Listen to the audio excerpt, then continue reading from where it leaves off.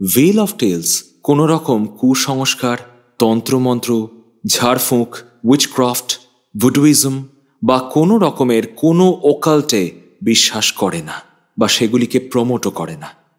কাহিনীর স্রষ্টা গল্পের আবহ তৈরি করার জন্য এই সমস্ত উপাদানগুলি অনেক ক্ষেত্রে ব্যবহার করে থাকেন। সাহিত্য যেমন বাস্তবের প্রতিফলন, ঠিক তেমনি কল্পনার ভাঙা গড়ার আঙিনাও বটে। তাই সেখানে এই সমস্ত উপাদান অনেক সময়ই বিশেষ গুরুত্ব পায়।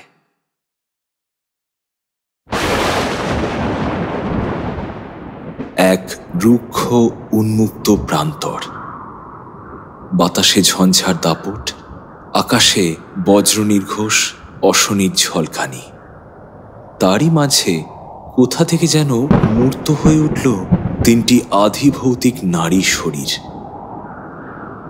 তাদের অবয়ব নারী সুলভ হলেও মুখে হালকা দাড়ির আভাস, চোখে মুখে তীক্ষ্ণ কুটিলতা। এরা কোনো সাধারণ অস্তিত্ব নয়, এরা ডাকিনী, জাদুকরী। বজ্রপাতের শব্দ ছাপিয়ে শোনা গেল তাদের কথোপকথন। আবার কবে এমন হেন মিলব তিনজনায়, বজ্র অশনি ঝঞ্ঝার প্রাণহারা বরসায়। যখন থামবে এদিক ওদিক অস্ত্রের খান খান, জয় পরাজয় মিলিয়েই হবে যুদ্ধের অবসান। যখন হবে দূর দিগন্তে সূর্যাস্তের গান, কোথায় দেখা হবে? উপত্যকার বুকে। দেখবে সেথায় ম্যাকবেথ আসে হেঁটে মনের সুখে। হঠাৎ কোথায় যেন বেড়ালের গর্জন শোনা গেল।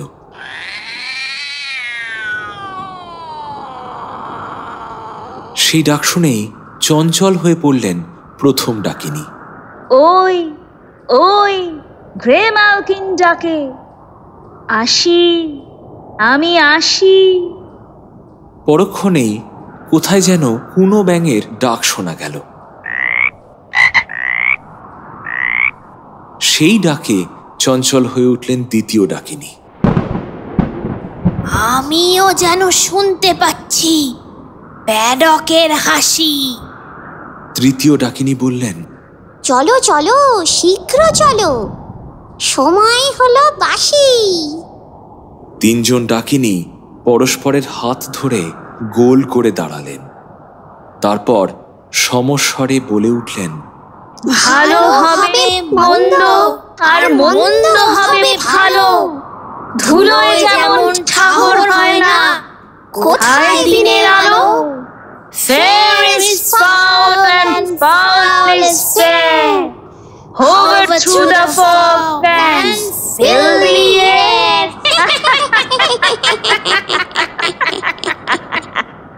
তারপর হঠাৎই অন্তর্হিত হলেন তিনজন। বজ্রবিদ্যুৎ বুকে নিয়ে পড়ে রইল উন্মুক্ত ঊষর প্রান্তর।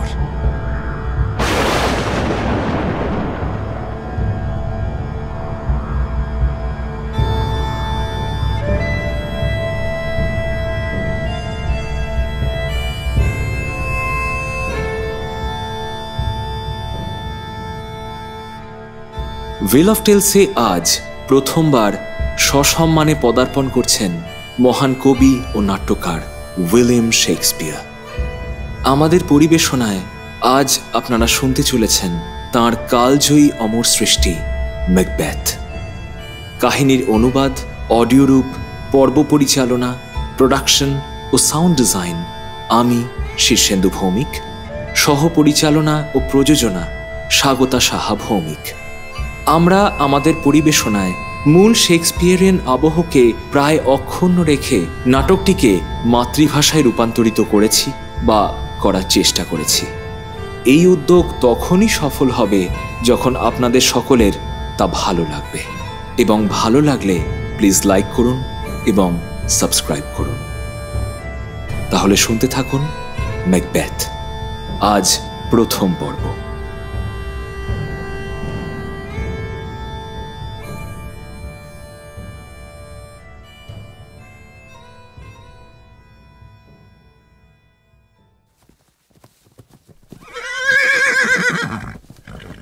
স্কটল্যান্ডের যুদ্ধ শিবির।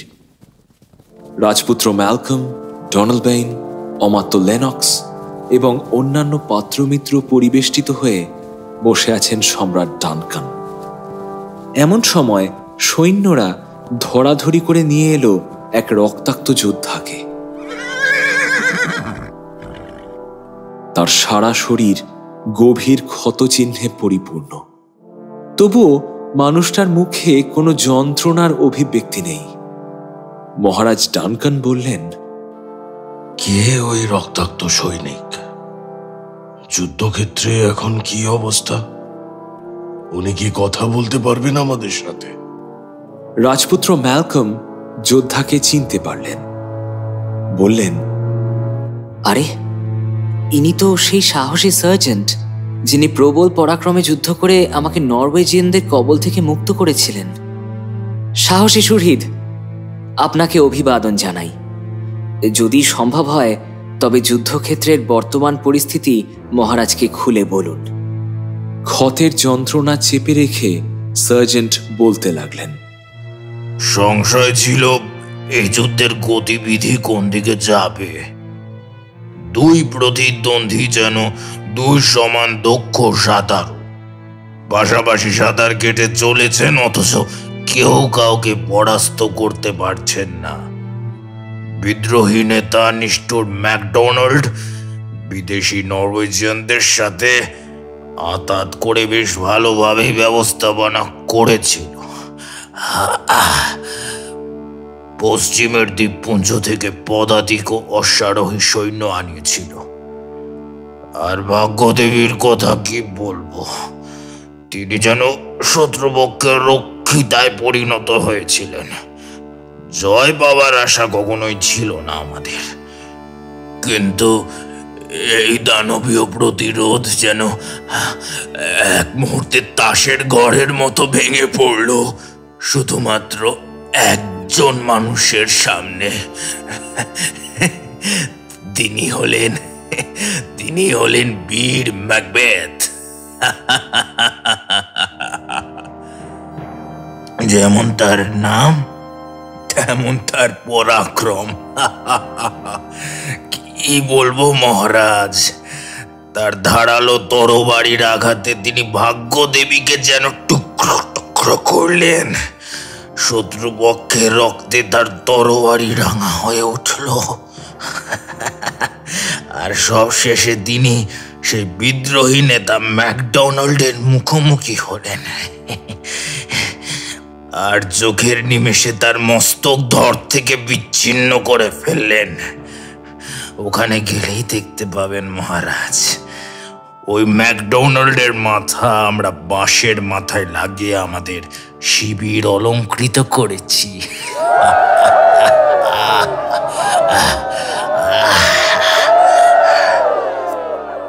সকলে আনন্দধ্বনি করে উঠলেন। ডানকান উচ্ছ্বসিত হয়ে বললেন, বাহ, আরে এই যে পরম সুখবর রে, হ্যাঁ পরম সুখবর। ম্যাকবেথ সত্যিই একজন বীর। সার্জেন্ট বললেন, কিন্তু এখানেই শেষ নয় মহারাজ। ম্যাকবেথের বিরুদ্ধে যখন আমাদের যুদ্ধ শিবির তথা ময়দানে ধীরে ধীরে স্বস্তি নেমে আসছে, ঠিক তখনই আবার নতুন করে অস্বস্তির বাতাবরণ তৈরি হলো। আগের সৈনিকের দল পালাতে না পালাতেই নরওয়ের রাজা নতুন সৈন্য দল নিয়ে পুনরায় আক্রমণ করলেন। মহারাজ বিচলিত হয়ে উঠলেন। বললেন, সে কি? সেই নতুন আক্রমণে আমাদের সেনাপতিদ্বয় ম্যাকবেথ এবং ব্যাংকো বিভ্রান্ত হয়ে পড়েননি তো? সার্জেন্টের ঠোঁটের কোণে এক অদ্ভুত হাসি ফুটে উঠল। তিনি শ্লেষের সুরে বললেন, যেমন করে চড়াই দেখে পেঁচা বিভ্রান্ত হয়, অথবা শশক দেখে সিংহ ভয় পায়। সার্জেন্টের রসিকতা ধরতে পেরে রাজা সহ সকলেই হেসে উঠলেন।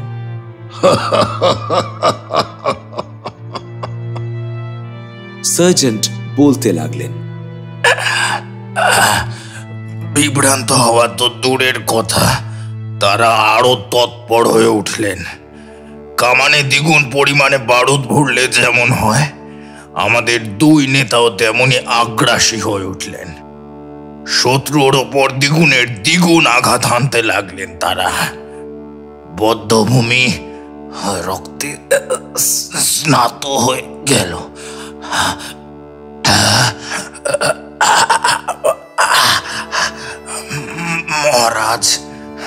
মহারাজ, ক্ষমা করুন, আমি আর বেশি কথা বলতে পারছি না।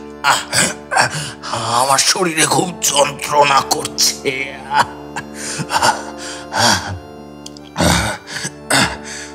মহারাজ বললেন, শুধু ম্যাকবেথ ও ব্যাংকও নয়, আপনিও একজন বীর সৈনিক, আমাদের সম্মানীয় ব্যক্তি আপনি। আপনার দ্রুত আরোগ্য কামনা করি আমি। এই, কে আছো? ওনাকে চিকিৎসকের কাছে নিয়ে যাও, ওনার ক্ষতগুলো সেলাই করতে হবে। সৈন্যরা সার্জেন্টকে ধরাধরি করে নিয়ে যেতেই শিবিরে প্রবেশ করলেন ডানকানের দুজন সামন্তরাজ, রস এবং অ্যাঙ্গাস। রস বললেন, মহারাজের জয় হোক। মহারাজও প্রত্যুত্তরে অভিবাদন জানিয়ে বললেন, আসুন সামন্তরাজ, আসুন, বলুন যুদ্ধক্ষেত্রে কি সংবাদ? আপনার চোখ মুখ দেখে মনে হচ্ছে যেন আপনি ভূত দেখেছেন। কি ব্যাপার? এই মুহূর্তে কোন অঞ্চল থেকে আসছেন আপনি? 5 থেকে মহারাজ। সেখানে তো নরওয়ের পতাকা আমাদের সৈনিকদের প্রায় শীতলই করে দিয়েছিল। শুনলে বিশ্বাস করবেন না মহারাজ, এই যুদ্ধে কে আমাদের সাথে বিশ্বাসঘাতকতা করেছে জানেন? আপনার অতি বিশ্বস্ত কাউডারের সামন্তরাজ।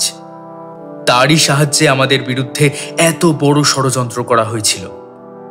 আমাদের কারোরই বাঁচার আশা ছিল না মহারাজ, কিন্তু ওই একজন মানুষ একা হাতে আমাদের রক্ষা করলেন। বীর মহাপ্রতাপ ম্যাকবেথ, যেন যুদ্ধের দেবী বেলোনার জামাতা, অমৃতের বরপুত্র।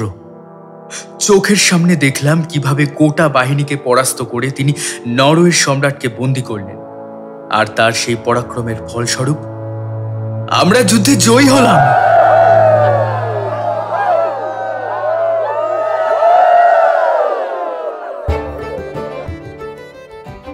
ডানকান আনন্দে উচ্ছ্বসিত হয়ে উঠলেন, বললেন, এই যে পরম সুসংবাদ দিলেন আপনি সামন্তরাজ। এ অতি আনন্দের দিন, এ অতি আনন্দ সংবাদ আমাদের কাছে। রস বললেন, নরওয়ের সম্রাট সোয়েনও এখন আপোষ করতে চাইছেন, তবে আমরাও বলে দিয়েছি আমাদের ক্ষতিপূরণ স্বরূপ 10,000 মুদ্রা না দিলে আমরা কোনো চুক্তি করব না, এমনকি তার বাহিনীর মৃত সৈনিকদের দেহ পর্যন্ত সৎকার করতে দেব না। ডানকান বললেন, বেশ, খুবই ভালো। এখন তবে রাজধানীতে ফিরে বার্তা দিন যে আমি বিশ্বাসঘাতক ওই কডরের সামন্তরাজকে মৃত্যুদণ্ডে দণ্ডিত করলাম, আর তার শূন্য পদে বীর ম্যাকবেথকে আসীন করুন। যা কডর হারালেন তা ম্যাকবেথকে আমি পুরস্কার স্বরূপ দান করলাম। রস অভিবাদন জানিয়ে বললেন, যথা আজ্ঞা মহারাজ, আমি স্বয়ং আপনার এই আদেশ পালন করতে চললাম। এই বলে তিনি ও অ্যাঙ্গাস শিবির ছেড়ে বেরিয়ে পড়লেন।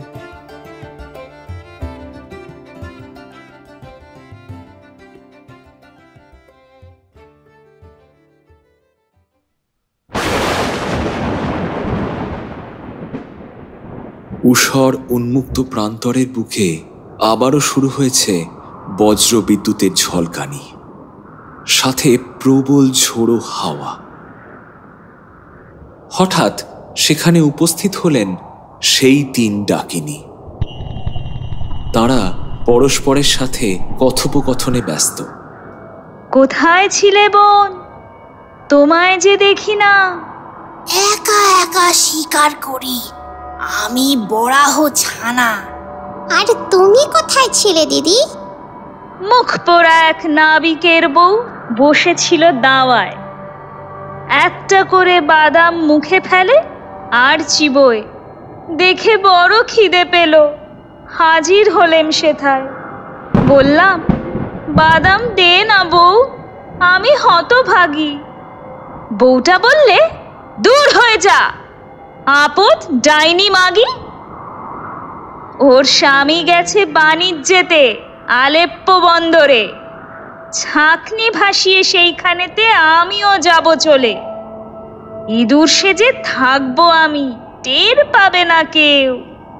যেমন করে শান্ত জলে হঠাৎ আসে ঢেউ। সাথে আমি দেব তোমায় ঝঞ্ঝা সম হাওয়া। তোমার বড় দয়া। আমিও হাওয়া দেব।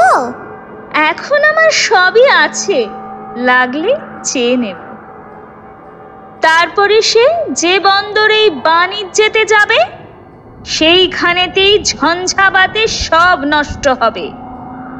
দুশ্চিন্তায় নাবিক বেটা শুকিয়ে হবে কাঠ।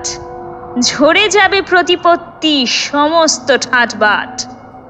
চোখের পাতা ভারী হবে, ক্লান্ত নিঝুম। তবুও তো তার অহরাত্র আসবে না কো ঘুম। জাহাজখানা ডুববে না তার, জখম হবে বেশ। সারা জীবন থেকে যাবে অভিশাপের রেশ। রোশো রোশো দেখাই তবে, কি আছে মোর সাথে।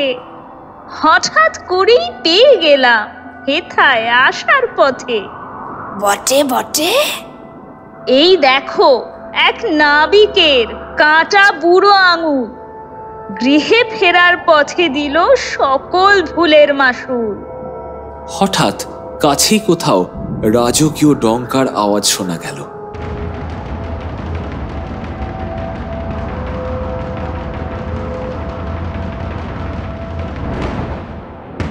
সেই শব্দ কানে আসতেই ডাকিনীরা সতর্ক হয়ে উঠলেন। ডঙ্কা বাজে, বাতাসে সুর ভাসে। চলো চলো, আর দেরি নেই, বীর ম্যাকবেথ আসে। তিন ডাকিনী পরস্পরের হাত ধরাধরি করে এক বৃত্ত রচনা করলেন। তারপর গোল করে ঘুরতে ঘুরতে বলতে লাগলেন, হাতে হাত ধরে ঘুরছি মোরা বিচিত্র তিন বোন। প্রতি মুহূর্তে চষে বেড়াই সাগর পাহাড় বন। ঘুরছি মোরা বারে বারে অনন্তকাল চক্রাকারে। আমি তিন, তুমি তিন, মিলে ছয়। আরো তিন জুড়ে হয়ে গেল নয়। স্তব্ধ, ছড়াতে দাও ইন্দ্রজালের লয়। চারপাশের পরিবেশ হঠাৎ কেমন যেন মায়াবী হয়ে উঠল। ডাকিনীদের ঘিরে যেন এক ঐন্দ্রজালিক বলয় রচিত হল। আর ঠিক সেই মুহূর্তেই প্রান্তরের পথে দেখা গেল ম্যাকবেথ আর তার সহযোদ্ধা ব্যাংকোকে।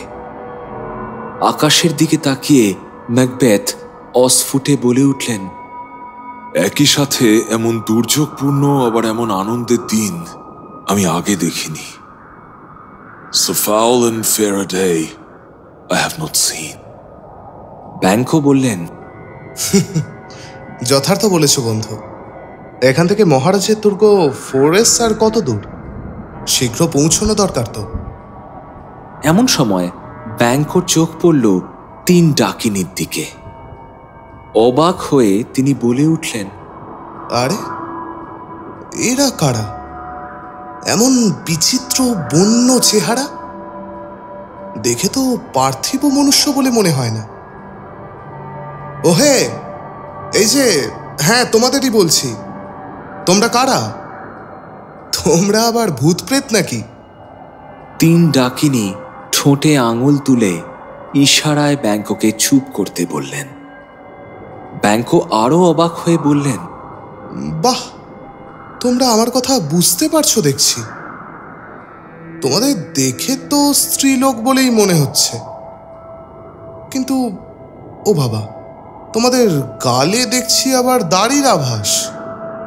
এবার ম্যাকবেথ বললেন, কথা বলতে পারলে বলো, কারা তোমরা?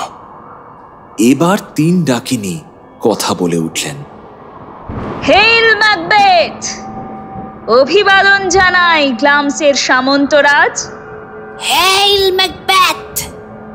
অভিবাদন জানাই কডরের সামন্তরাজ। হেল ম্যাকবেথ! শীঘ্রই তুমিই হবে মহারাজ। ভয়ানকভাবে চমকে উঠলেন ম্যাকবেথ। বিষয়টা ব্যাংকোর চোখ এড়ালো না। তিনি বললেন, কি ব্যাপার বন্ধু, অমন চমকে উঠলে কেন? এরা যা বলল তা তো তোমার জন্য সুখবর।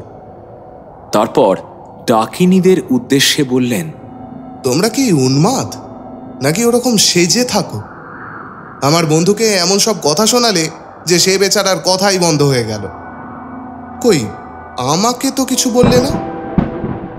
যদি তোমরা সত্যি ভবিষ্যৎদ্রষ্টা হয়ে থাকো তবে আমার সম্বন্ধেও কিছু বলো। আমি তোমাদের বন্ধুত্ব বা ঘৃণা কোনোটাই প্রত্যাশা করি না। ডাকিনীরা এবার ব্যাংকোর উদ্দেশ্যে বলে উঠলেন, অভিবাদন। অভিবাদন! অভিবাদন! ম্যাকবেথের অধস্তন অথচ শ্রেষ্ঠ। সচ্ছল নয়, তবু সন্তুষ্ট। রাজা হওয়ার লেখা নেই কপালে, তবু রাজা হবে তার যত ছেলেপুলে। অভিবাদন ম্যাকবেথ আর ব্যাংকো। ব্যাংকো আর ম্যাকবেথ, অভিবাদন। ডাকিনীর দল চলে যেতে উদ্যত হতেই ম্যাকবেথ এবার বিচলিত কণ্ঠে বলে উঠলেন, দাঁড়াও তোমরা, অসম্পূর্ণ বক্তার দল, দাঁড়াও। দেখো, আমি জানি যে আমার মিত্র সাইনেলের মৃত্যুর পর আমি এখন গ্লামসের সামন্ত রাজা, কিন্তু কডরের সামন্তরাজ তো নই। কডরের সামন্তরাজ তো এখনো বেঁচে আছেন, আর রাজা হবার ব্যাপারটা তো একেবারেই বিশ্বাসযোগ্য নয়। বলো, কোথা থেকে তোমরা এসব কথা জানতে পারলে? আর কেনই বা এই মিথ্যা ভাষণের দ্বারা এই উন্মুক্ত প্রান্তরে তোমরা আমাদের বিলম্ব করাচ্ছ? বলো, আমি আদেশ করছি, বলো।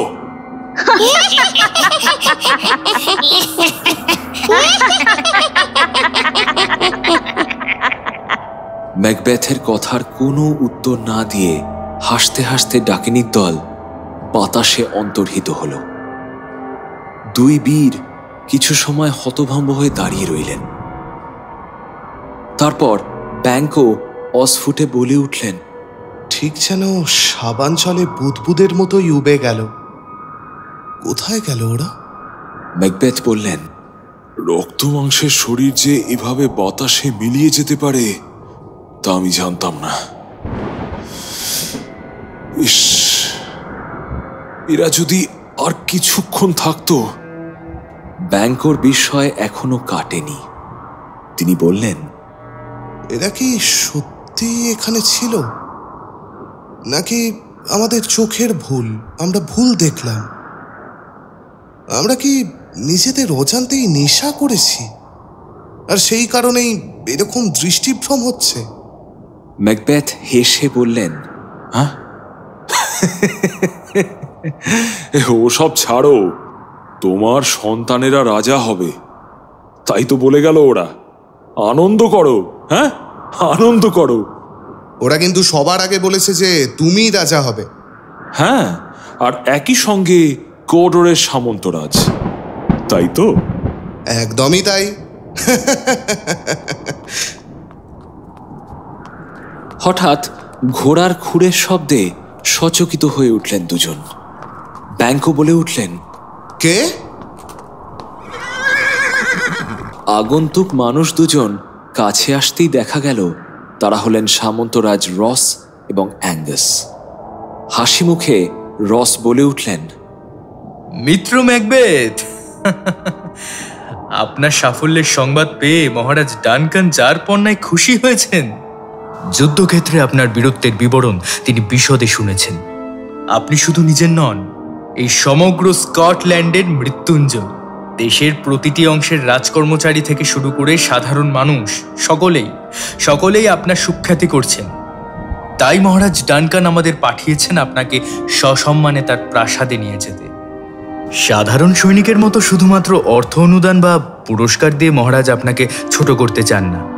তিনি বলে পাঠিয়েছেন যে তিনি আপনাকে নতুন একটি রাজপদে ভূষিত করবেন। তার আদেশ, আজ থেকে আপনাকে যেন আমরা শুধু গ্লামসের সামন্তরাজ নয়, বরং কর্ডরের সামন্তরাজ বলে অভিহিত করি। কি? রসের কথা শুনে চমকে উঠলেন ম্যাকবেথ ও ব্যাংকো। ব্যাংকো অস্ফুটে নিজের মনেই স্বগতোক্তি করে উঠলেন। কি? এ কেমন করে হতে পারে? তবে কি শয়তানের দূতরাও সত্যি কথা বলতে পারে? ম্যাকবেথ বললেন, কডরের সামন্তরাজ এখনো বেঁচে আছেন। পরের পোশাকে আমাকে এভাবে সজ্জিত করার অর্থটা কি? হ্যাঁ? Why do you dress me in borrowed robes? রস বললেন, হ্যাঁ, এ কথা সত্য যে তিনি এখনো জীবিত, কিন্তু তার সেই জীবনের অবসান ঘটবে খুব শীঘ্র। তার বিশ্বাসঘাতকতার শাস্তি স্বরূপ মহারাজ তাকে মৃত্যুদণ্ড দিয়েছেন। অপরাধী স্বয়ং নিজের অপরাধ স্বীকার করেছেন। সেই কারণেই সেই গুরু দায়িত্ব এসে পড়েছে আপনার ওপর। ম্যাকবেথ আর কোনো কথা বলতে পারলেন না। বিস্ময়ে বিমূঢ় হয়ে দাঁড়িয়ে রইলেন। তার মনের গভীরে ভাবনার উথাল পাথাল শুরু হয়েছে। তিনি ভাবলেন, গ্লামস, কোডর দুটোই সত্যি হলো। তবে কি সেই তৃতীয় ভবিষ্যৎবাণীও সত্যি হবে? তারপর হেসে রস ও অ্যাঙ্গাসকে বললেন, আপনাদের অসংখ্য ধন্যবাদ মিত্র। এমন এক সুসংবাদ আপনারা আমার কাছে বয়ে এনেছেন। তারপর ব্যাংকোকে বললেন, কি বন্ধু, এখনো কি তুমি আশা করবে না যে তোমার সন্তানেরাও রাজা হবে? আমার ক্ষেত্রে তো দুটো ভবিষ্যৎবাণী ফলে গেল। ব্যাংকো হেসে বললেন, তাহলে তো এটাও বিশ্বাস করতে হয় যে তুমিই রাজা হবে। মনে রেখো, সেটাই কিন্তু তৃতীয় ভবিষ্যৎবাণী। তবে কি জানো তো, আমি বিশ্বাস করতে চাই না। অন্ধকারের অস্তিত্বরা অনেক সময়ই আমাদের বিশ্বাস অর্জন করার উদ্দেশ্যে সত্যি কথা বলে। এটা একটা ফাঁদ। যেই আমরা বিশ্বাস করে সেই ফাঁদে পা দেব, অমনি ওরা আঘাত হানবে। ব্যাংকো এগিয়ে গিয়ে রস ও অ্যাঙ্গাসের সাথে কথাবার্তা বলতে লাগলেন। ম্যাকবেথ কিন্তু স্থানুবৎ একই স্থানে দাঁড়িয়ে রইলেন। মনের গভীরে ভাবনাগুলো যেন পিছু ছাড়তে চাইছে না। তিনি ভাবতে লাগলেন, দুটো সত্যি তো মিলে গেল। তাহলে কি তৃতীয় প্রতিশ্রুতিও পূরণ হতে চলেছে? ওই অতীন্দ্রিয় বাণী তো খারাপ হতে পারে না, আবার ভালোও হতে পারে না। যদি খারাপ হতো তবে কি আমাকে সত্যি কথা বলতে পারতো? আবার ভালো হলে কি ওই তৃতীয় প্রতিশ্রুতি দিতে পারতো? সেটা হতে গেলে তো কাউকে হত্যা করতে হবে। না না না না না না না, আমি এসব ভাববো না। ভাবলেই আতঙ্কে শরীর ঠান্ডা হয়ে আসছে আমার। না, এ হতে পারে না। আমার দ্বারা এই কাজ কিছুতেই সম্ভব না, কিছুতেই না। আর তাছাড়া যেভাবে ভাগ্যের জোরে আমি কডরের সামন্তরাজ হয়েছি, হয়তো ঠিক তেমন ভাবেই ভাগ্যের জোরেই আমি রাজাও হতে পারবো। আমার নিজের থেকে তো কিছু করার প্রয়োজন নেই। এসব কি ভাবছি আমি? ওদিকে বাকিরা ম্যাকবেথের অপেক্ষায় অধৈর্য হয়ে পড়ছেন। রস বললেন, বন্ধু ম্যাকবেথ ওরম করে দাঁড়িয়ে আছেন কেন? ওনাকে কেমন যেন চিন্তিত দেখাচ্ছে। ব্যাংকো হেসে বললেন, আরে ও কিছু না, আচমকা এত বড় পদের দায়িত্ব ঘাড়ে এসে পড়েছে, তাই ঘাবড়ে গিয়েছে। হঠাৎ নতুন পোশাক পরলে আমাদের যেমন প্রথম অস্বস্তি হয়, সেই রকমই আর কি। ব্যাংকো এবার ডেকে উঠলেন, ম্যাকবেথ, এবার এসো ভাই, আমরা যে তোমার জন্য অপেক্ষা করছি। এত চিন্তা ভাবনা করার সময় তুমি পরেও পাবে। সম্বিত ফিরে পেয়ে ম্যাকবেথ বললেন, হ্যাঁ, ক্ষমা করো বন্ধু, এতক্ষণ কি যে ভাবছিলাম তাই মনে পড়ছে না। আসলে ক্লান্তিতে মাথা খুব ভার লাগছে। সত্যি আবারও বলছি, আপনাদের যে কিভাবে ধন্যবাদ জানাবো আমি বুঝতে পারছি না। সারা জীবন আপনাদের এই বন্ধুত্ব এবং অবদান আমার মনে থাকবে। চলুন আমরা যাই। ব্যাংককে তিনি চাপা স্বরে বললেন, এই বন্ধু, বলছি আজকের ঘটনা নিয়ে পরে তোমার সাথে কোনো এক সময় বিশদে আলোচনা করব। ব্যাংকো সম্মতি জানালেন। সানন্দে।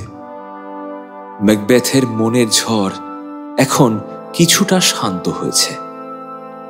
তিনি ভাবলেন, যা হবে দেখা যাবে। সময়ের উত্থান পতনের মধ্যে দিয়েই যাত্রা করব আমি।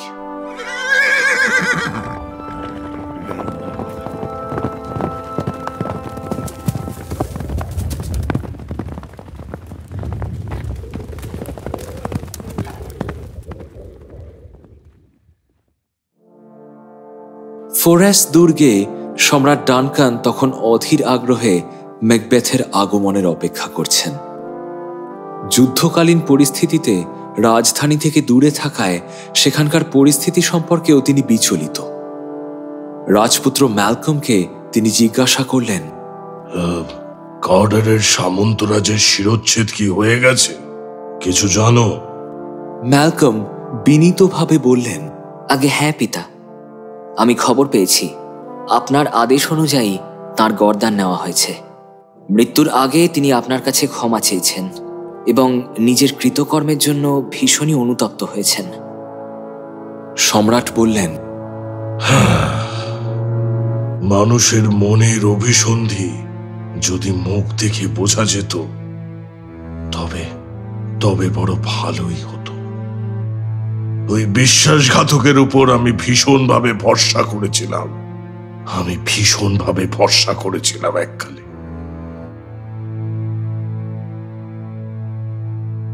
এমন সময় রস ও অ্যাঙ্গাসের সঙ্গে কক্ষে প্রবেশ করলেন ম্যাকবেথ এবং ব্যাংকো। তাঁদের দেখা মাত্রই আনন্দে বিহ্বল হয়ে উঠলেন সম্রাট ডানকান। ম্যাকবেথকে সাদরে আলিঙ্গন করে বললেন,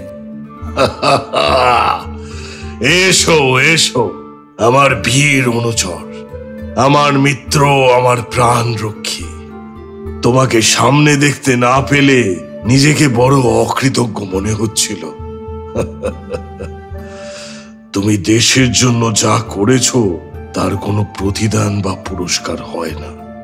শুধু এইটুকুই বলতে পারি, তোমার এই ঋণ আমি কোনো দিন শোধ করতে পারবো না বন্ধু। ম্যাকবেথ সহাস্যে বিনীত কণ্ঠে উত্তর দিলেন, মহারাজ, আপনার দেশের সেবা করতে পারাই আমাদের কাছে সবচেয়ে বড় পুরস্কার। আপনি শুধু আদেশ করুন আর আমরা পালন করি, ব্যাস, আর কিচ্ছু চাই না। সম্রাট বললেন, তোমার সকল প্রকার সমৃদ্ধি কামনা করি। আর ব্যাংকো, এই যুদ্ধে তোমার বীরত্বও কিন্তু কোনো অংশে কম ছিল না। এসো এসো আমার বুকে এসো। আজ থেকে তুমি ও ম্যাকবেথ আমার হৃদয়ে অবস্থান করবে। ব্যাংকো বিনীত স্বরে বললেন, এ আমার পরম সৌভাগ্য মহারাজ। সম্রাট এবার উচ্ছ্বসিত কণ্ঠে বললেন, আজ এই আনন্দ ঘন মুহূর্তে জীবনের প্রতিটি দুঃখজনক ঘটনাকেই আমি ভুলে যেতে চাই। আজ তোমাদের সকলকে সাক্ষী রেখে আরো একটি আনন্দের ঘোষণা করতে চাই আমি। আমার পুত্র, অনুচর, মহাযোদ্ধা এবং সামন্তরাজ, আপনাদের সকলের উপস্থিতিতে আমি এই মুহূর্তে আমার জ্যেষ্ঠ পুত্র ম্যালকমকে সিংহাসনের উত্তরাধিকারী বলে ঘোষণা করছি। আজ থেকে তিনি শুধুমাত্র রাজপুত্র নন, তিনি যুবরাজ। আজ থেকে আমি তাকে দ্য প্রিন্স অফ কাম্বারল্যান্ড নামে অভিহিত করলাম। তার বীরত্ব, সাহস তথা জীবন অক্ষয় হোক। ম্যাকবেথ, আমার অভিপ্রায় আজকের রাতটা আমরা সকলে তোমার দুর্গ ইনভারনেসে কাটাই। যদি তোমার সম্মতি থাকে তবে এইখান থেকেই আমরা সরাসরি তোমার দুর্গের উদ্দেশ্যে যাত্রা করব। ম্যাকবেথ বললেন, এ কি বলছেন মহারাজ? আমার সম্মতি? আমি আপনার দাসানুদাস সেবক। আপনি আমার দুর্গে আসবেন এ তোমার পরম সৌভাগ্য। আমায় তবে আজ্ঞা দিন। আমি এখনই তবে আপনার দূত হয়ে নিজের দুর্গে ফিরে যাই এবং আপনার আগমনের বন্দোবস্ত করি। বেশ, এসো। মহারাজের জয় হোক। মহারাজকে অভিবাদন জানিয়ে কক্ষ থেকে বেরিয়ে এলেন ম্যাকবেথ। কক্ষ থেকে বাইরে আসতেই তার মুখের ভাব বদলে গেল। মুখের হাসি মিলিয়ে গিয়ে ফুটে উঠল ঘৃণা ও জিঘাংসার অভিব্যক্তি। তিনি স্বগতোক্তি করে উঠলেন, প্রিন্স অফ কাম্বারল্যান্ড, যুবরাজ, যুবরাজ, আমার পরিষ্কার পথে একটা নতুন কাঁটা তৈরি হলো।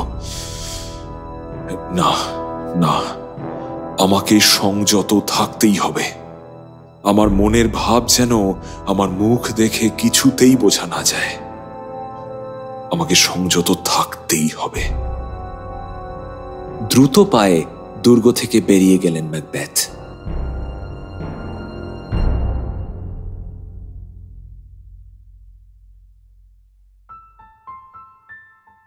ম্যাকবেথের দুর্গ ইনফার্নেসের নিভৃত কক্ষে একলা পায়চারি করছিলেন ম্যাকবেথ পত্নী লেডি ম্যাকবেথ। তার হাতে একটা চিঠি। নিবিষ্ট মনে সেটি পাঠ করছেন তিনি। তার স্বামীর চিঠি। সাফল্যের দিনেই ওদের সাথে আমার দেখা হলো।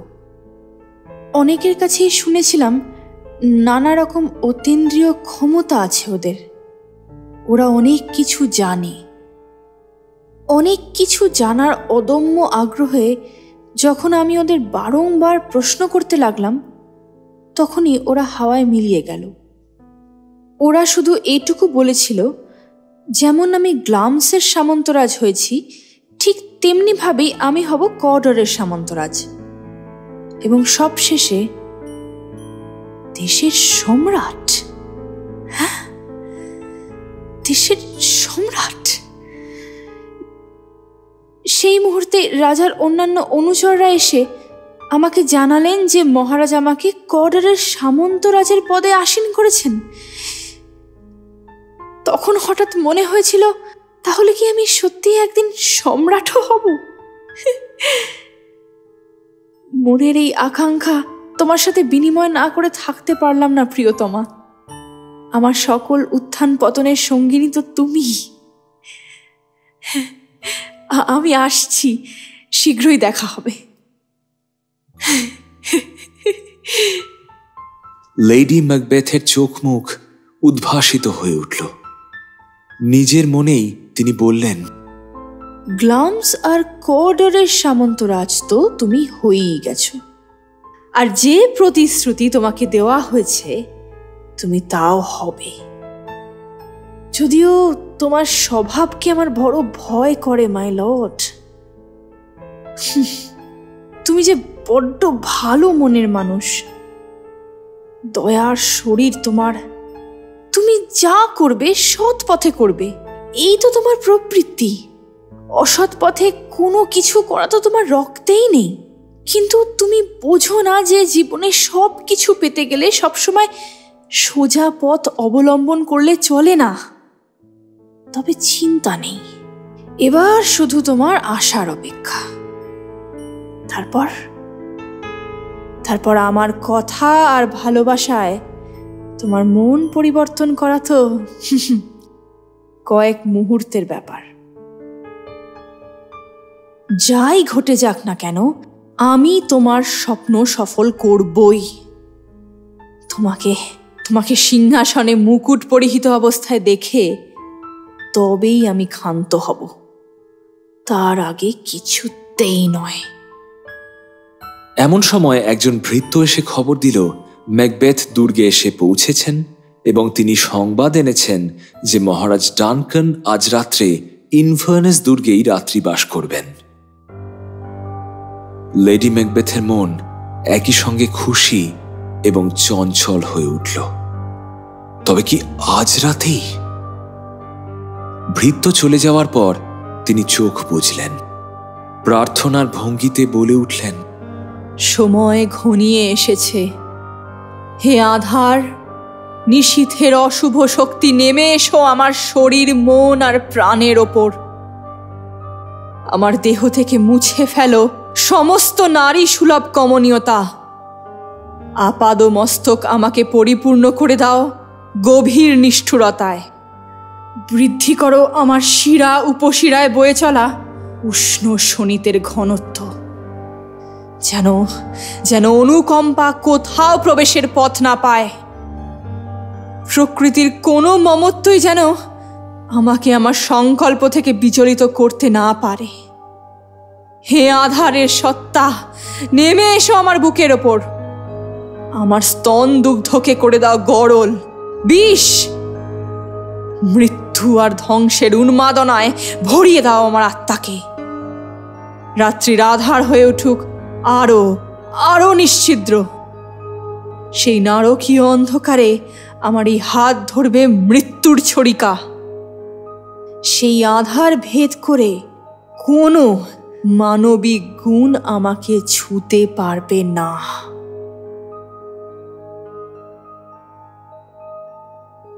ম্যাকবেথ এসে কক্ষে প্রবেশ করলেন। মাই ডিয়ারেস্ট লাভ। বহু দিনের বিরহের পর একই নদী খাতে এসে মিশল দুটি নদীর স্রোত। কয়েক মুহূর্তের জন্য পরস্পরের মধ্যেই হারিয়ে গেলেন দুজন। প্রেমের উষ্ণতা বিনিময়ের পর ম্যাকবেথ স্ত্রীকে বললেন, তুমি নিশ্চয়ই শুনেছ যে আজ মহারাজ ডানকান আমাদের এই দুর্গে আসছেন। হ্যাঁ, শুনলাম তো। আচ্ছা, উনি এখান থেকে কবে ফিরবেন বলে ঠিক করেছেন? এই তো আগামীকালই ফিরে যাবেন বলেছেন। লেডি ম্যাকবেথ অস্ফুটে বলে উঠলেন, আগামীকাল?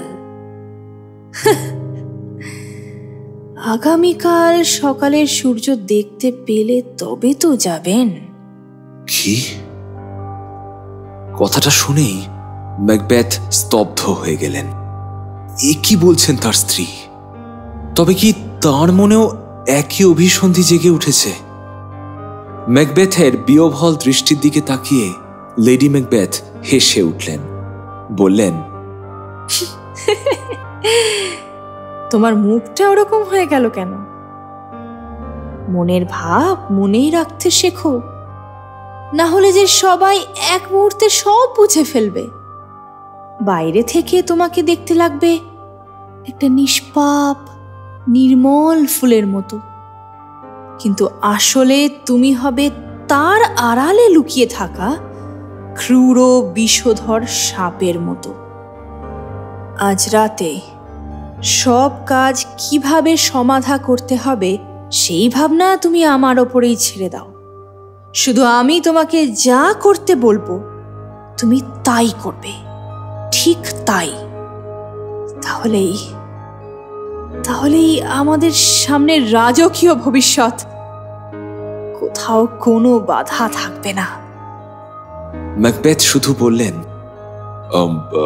এই বিষয়ে আমরা পরে কথা বলি।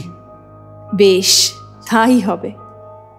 শুধু মনের ভাবটা মুখে প্রকাশ করো না, ব্যাস। বাকিটা তুমি আমার ওপরেই ছেড়ে দাও।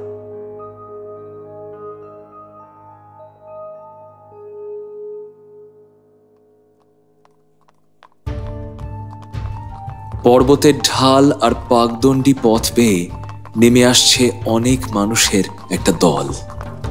তারা সশস্ত্র, তারা সৈনিক। তাদের চলাফেরার ভঙ্গি দৃপ্ত হলেও তাদের শরীরে যুদ্ধ পরবর্তী ক্লান্তির ছাপ স্পষ্ট। সৈন্যদলের সর্বাগ্রে অশ্বপৃষ্ঠে আসীন মহারাজ ডানকান, সেনাপতি ব্যাংকো এবং অন্যান্য অমাত্য ও সামন্ত রাজারা। গোটা বাহিনী এগিয়ে চলেছে পর্বত চূড়ায় অবস্থিত এক সুদৃশ্য দুর্গের দিকে, ম্যাকবেথের দুর্গ ইনভারনেস। দুর্গের একেবারে সামনে এসে তারা থামলেন। ডানকান বললেন, কি অপূর্ব স্থানে অবস্থিত এই দুর্গ! এখানে এসেই মনটা ভালো হয়ে গেল। ব্যাংকো বললেন, যথার্থ বলেছেন মহারাজ। দেখুন, মানুষ আর প্রকৃতির কি অপূর্ব সহাবস্থান। এক রাজ অমাত্যের দুর্গ, অথচ তার আনাচে কানাচে কত বিচিত্র পক্ষীকুলের নীড়। তাদের কলকাকলিতে চারিদিক মুখর হয়ে রয়েছে। সত্যি এক অতি মনোরম স্থান। তাদের কথার মাঝখানেই দুর্গের ফটক দিয়ে বাইরে বেরিয়ে এলেন লেডি ম্যাকবেথ। তাকে দেখেই সম্রাট বলে উঠলেন, আরে দেখো দেখো, কে আসছেন! গৃহকর্ত্রী স্বয়ং আমাদের অভ্যর্থনা করতে এসেছেন। হ্যাঁ মাই লেডি, আপনাদের যে কিভাবে ধন্যবাদ জানাবো তা আমি জানি না। লেডি ম্যাকবেথ সম্রাটকে অভিবাদন জানিয়ে বললেন, আসুন মহারাজ, আসুন। আমরা আপনার সেবক মহারাজ। সেবকদের কখনো ধন্যবাদ জানাতে নেই, শুধু আদেশ করতে হয়। এই দুর্গে আপনার আগমন আমাদের ধন্য করেছে। সম্রাট ঘোড়া থেকে নামতে নামতে জিজ্ঞাসা করলেন, ম্যাকবেথ কোথায়? তাকে দেখছি না যে। সে আমার এতই প্রিয় পাত্র হয়ে উঠেছে যে দীর্ঘক্ষণ তাকে না দেখলে আমার মন ভালো লাগে না। তিনি দুর্গের অভ্যন্তরে সমস্ত ব্যবস্থাপনায় রত মহারাজ। আসুন আমার সঙ্গে, ভিতরে গেলেই তার সঙ্গে আপনার সাক্ষাৎ হবে। রাজকীয় ঢঙে লেডি ম্যাকবেথের হাত ধরে অভিবাদন জানালেন সম্রাট। তারপর সকলে প্রবেশ করলেন ইনভার্নেস দুর্গের অভ্যন্তরে।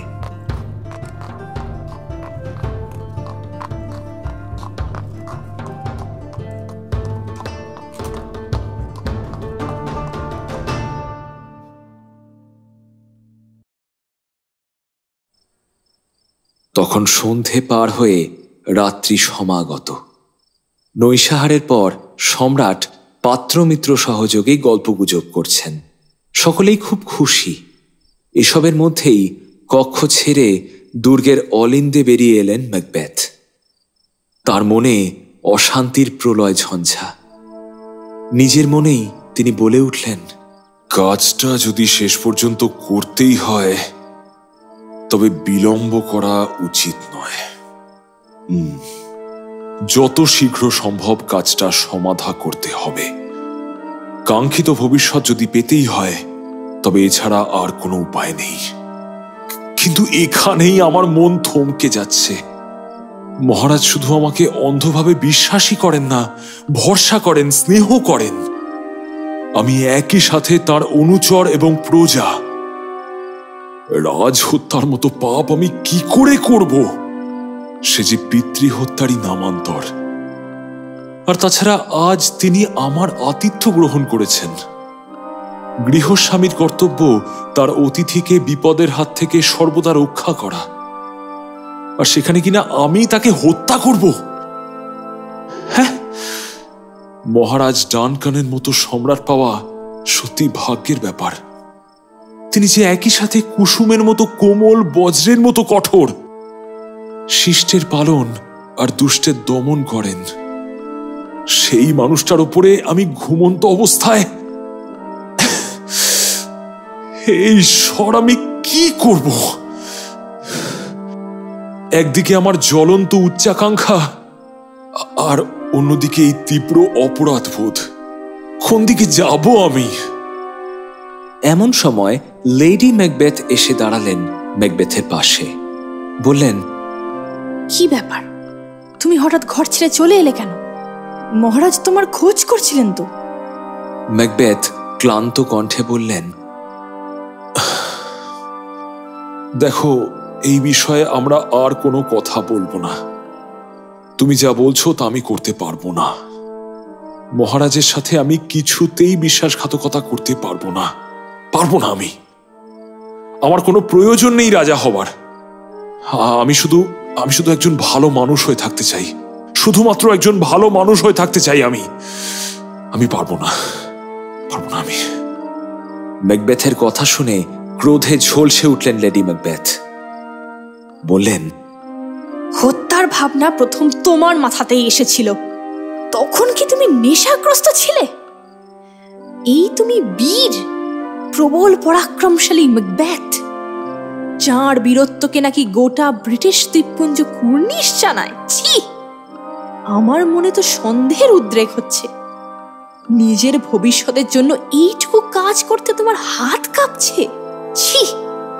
দোহাই তোমার, শান্ত হও।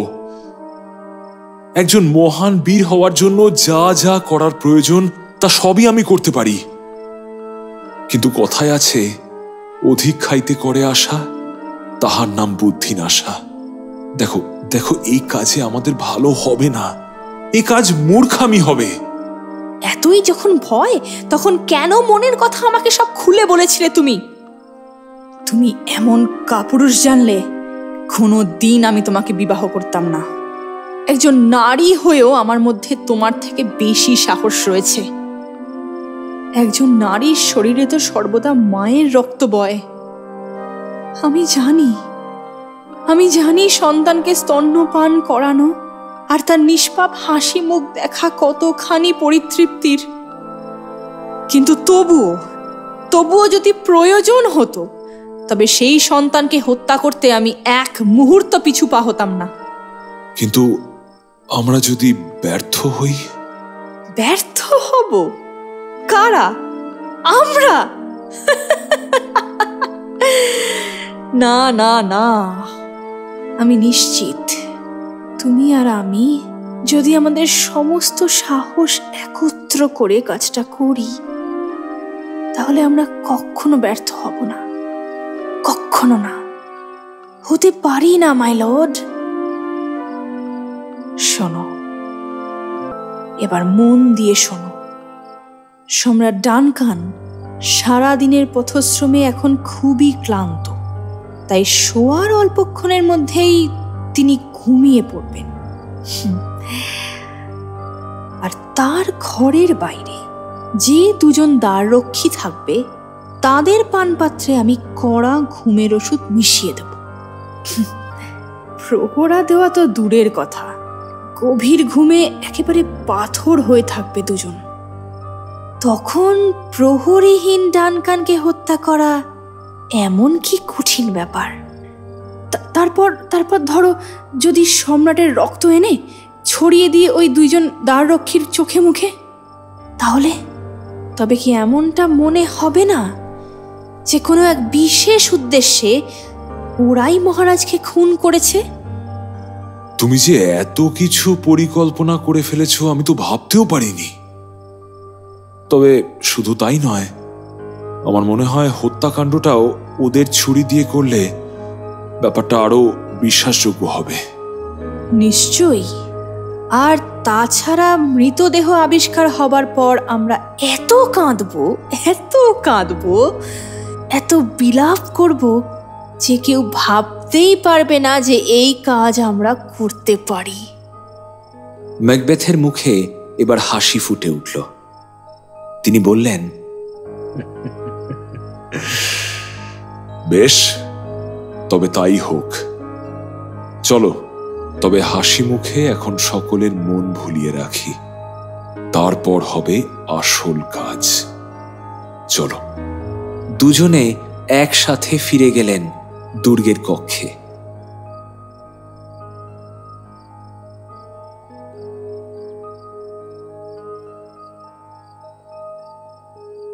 সন্ধে পার হয়ে রাত্রির ঘন অন্ধকার নেমে এসেছে পৃথিবীর বুকে। যুদ্ধ পরবর্তী শান্তির সময় এমনিতেই ক্লান্তিকর, তার উপর এতখানি পথশ্রমে সকলেই ভীষণ ক্লান্ত ছিলেন।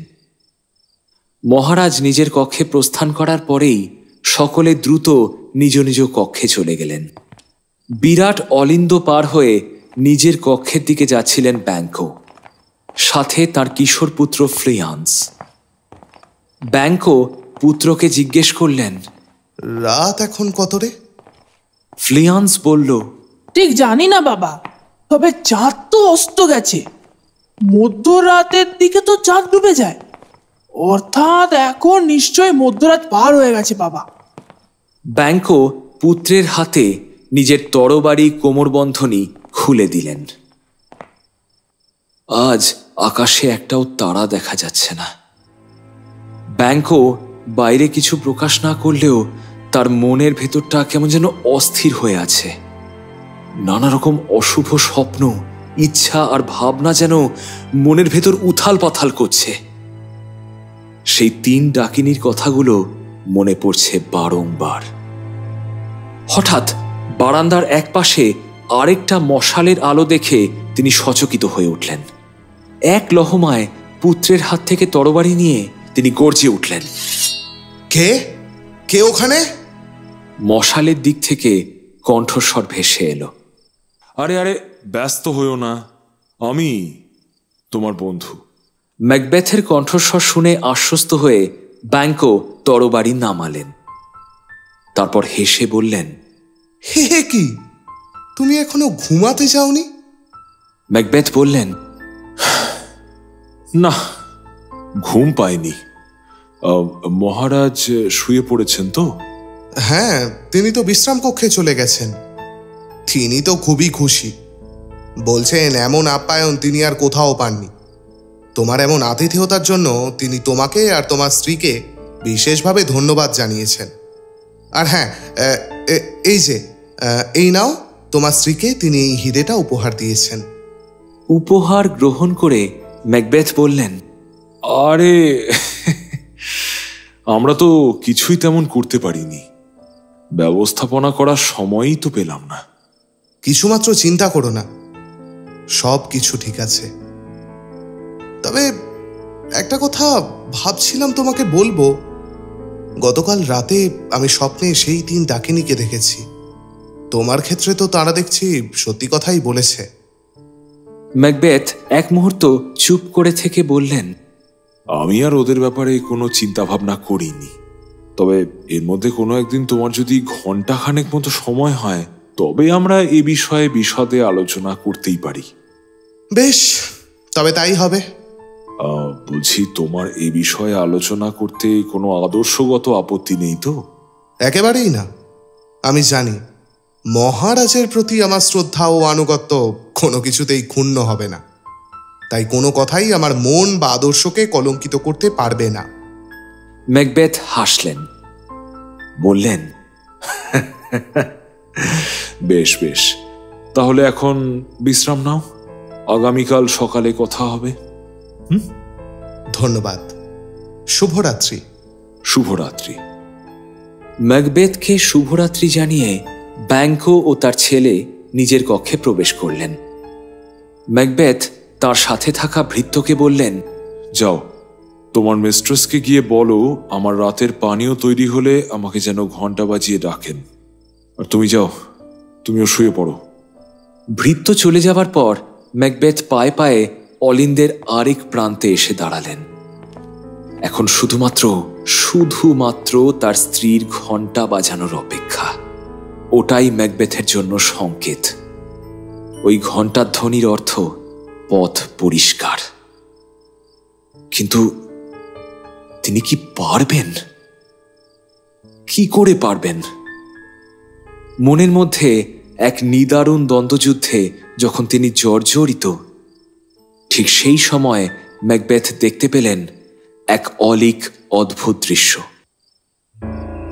তিনি দেখলেন তার ঠিক চোখের সামনে হাওয়ায় ভাসছে একটা ধারালো ছুরি।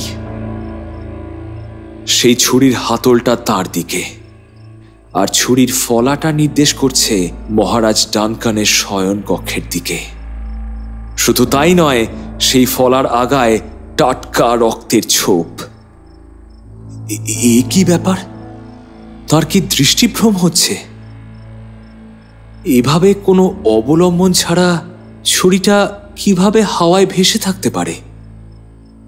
ম্যাকবেথ হাত বাড়িয়ে সেটা ধরতে গেলেন, কিন্তু পারলেন না। শূন্যের মধ্যে মুঠো হয়ে ফিরে এলো তার হাত। তিনি উপলব্ধি করলেন যে তার দৃষ্টি বিভ্রমী হচ্ছে। তবে সেই বিভ্রমের কারণ আছে।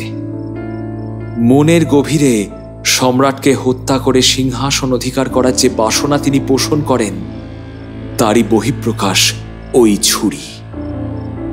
বাইরের নিস্তব্ধ পৃথিবীতে ঝড়ের পূর্বাভাস। একই রকম ঝড় উঠতে চলেছে ম্যাকবেথের হৃদয়ে। তিনি প্রাণপণে চাইছেন তার পায়ের শব্দ যেন স্বয়ং ধরিত্রীও শুনতে না পান। যে ভয়ঙ্কর কাজ তিনি করতে চলেছেন তা যেন তার হাত জানতে পারলেও মন জানতে না পারে, না হলে তৎক্ষণাৎ তার শুভ সত্তা জাগ্রত হয়ে উঠবে, দুর্বল হয়ে পড়বেন তিনি। আচমকা একটা শব্দে চমকে উঠলেন ম্যাকবেথ। ঘণ্টার শব্দ। দুর্গের আরেক প্রান্ত থেকে রাত্রির নিস্তব্ধতাকে খান খান করে ভেসে আসছে ঘণ্টার শব্দ। ম্যাকবেথ জানেন ঘণ্টা বাজাচ্ছেন তার স্ত্রী, অর্থাৎ পথ পরিষ্কার। রাজার দ্বাররক্ষীদের ঘুমের ওষুধ খাইয়ে তিনি গভীর নিদ্রায় আচ্ছন্ন করে দিয়েছেন।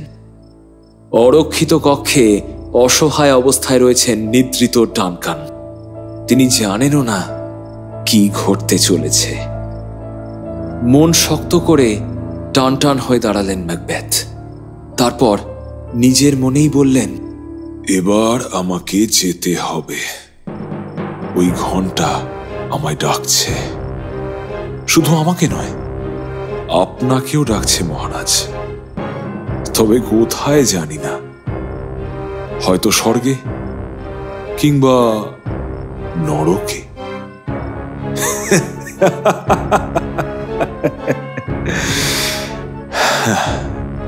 সতর্ক পায়ে ডানকানের কক্ষের দিকে অগ্রসর হলেন ম্যাকবেথ।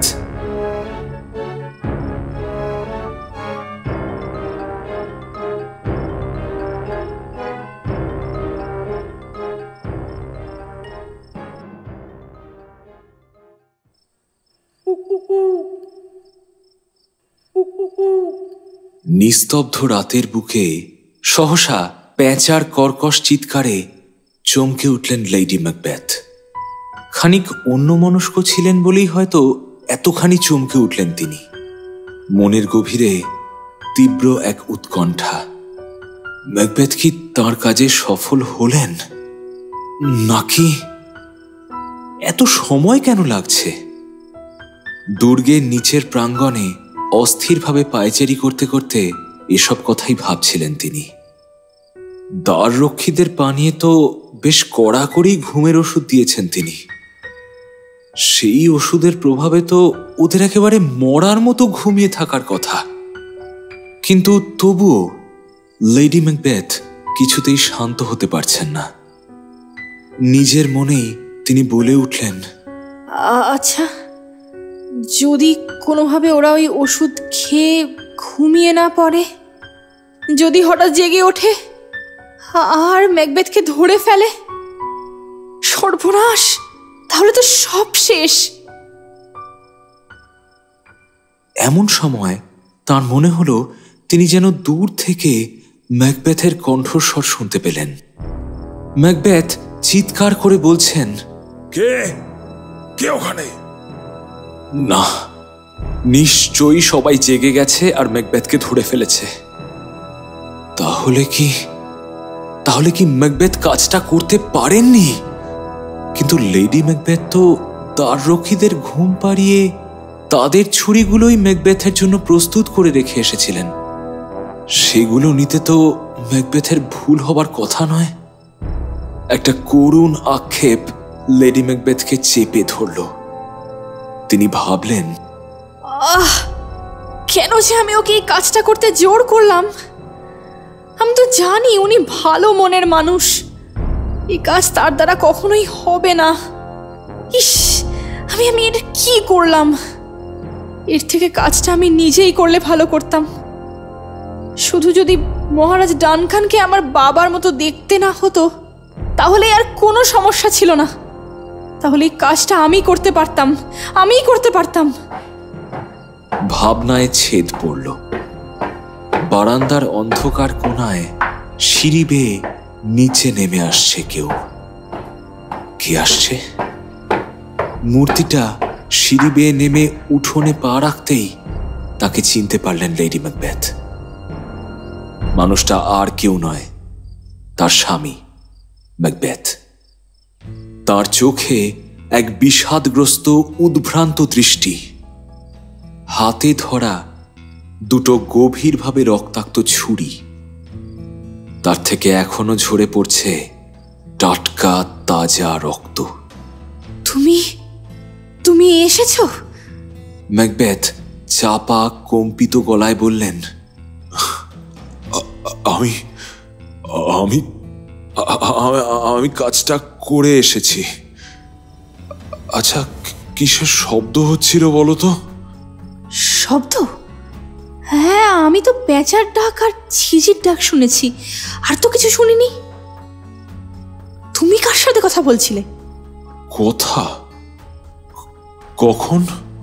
এই তো সিঁড়ি দিয়ে নামার সময়। ম্যাকবেথ বিভ্রান্ত দৃষ্টিতে তার স্ত্রীর দিকে চেয়ে রইলেন। কোনো কথাই যেন তার ঠিক বোধগম্য হচ্ছে না। এবার তিনি অস্ফুটে বললেন, আচ্ছা, ডানকানের পাশের ঘরে কারা আছে?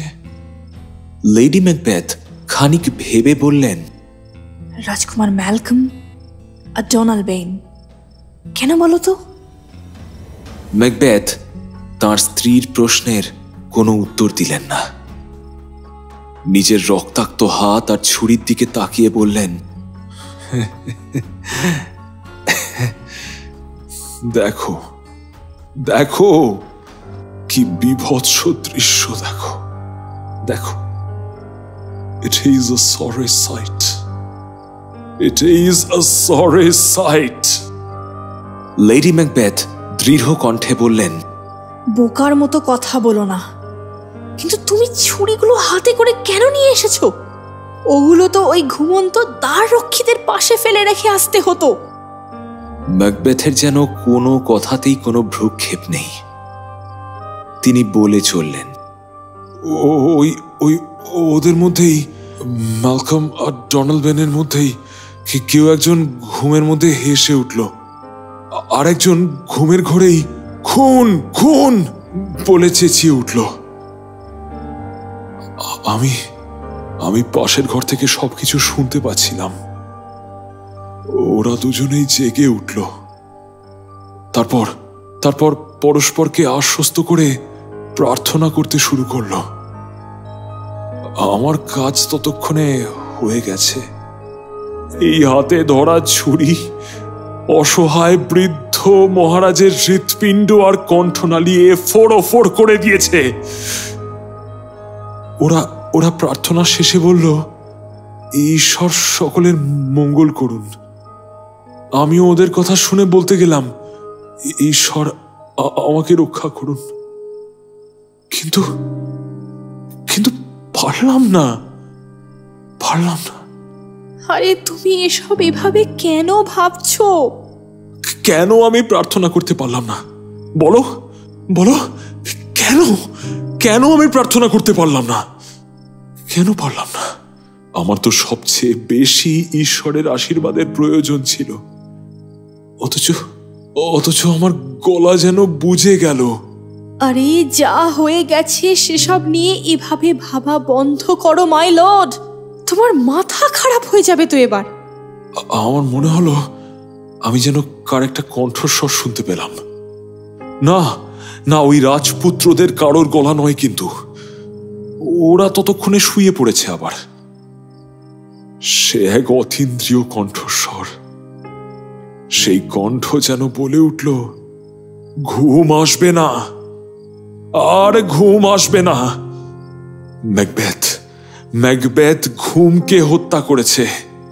নিষ্পাপ ঘুমের ওপর আঘাত এনেছে সে। যে ঘুম প্রতিদিনের গ্লানি মুছে মানুষের জীবনে বয়ে আনে নব প্রভাতের সতেজতা, সেই ঘুমকে সে নির্মমভাবে হত্যা করেছে। ম্যাকবেথ আর কোনো দিন ঘুমোতে পারবে না, কোনো দিন না, কোনো দিন না।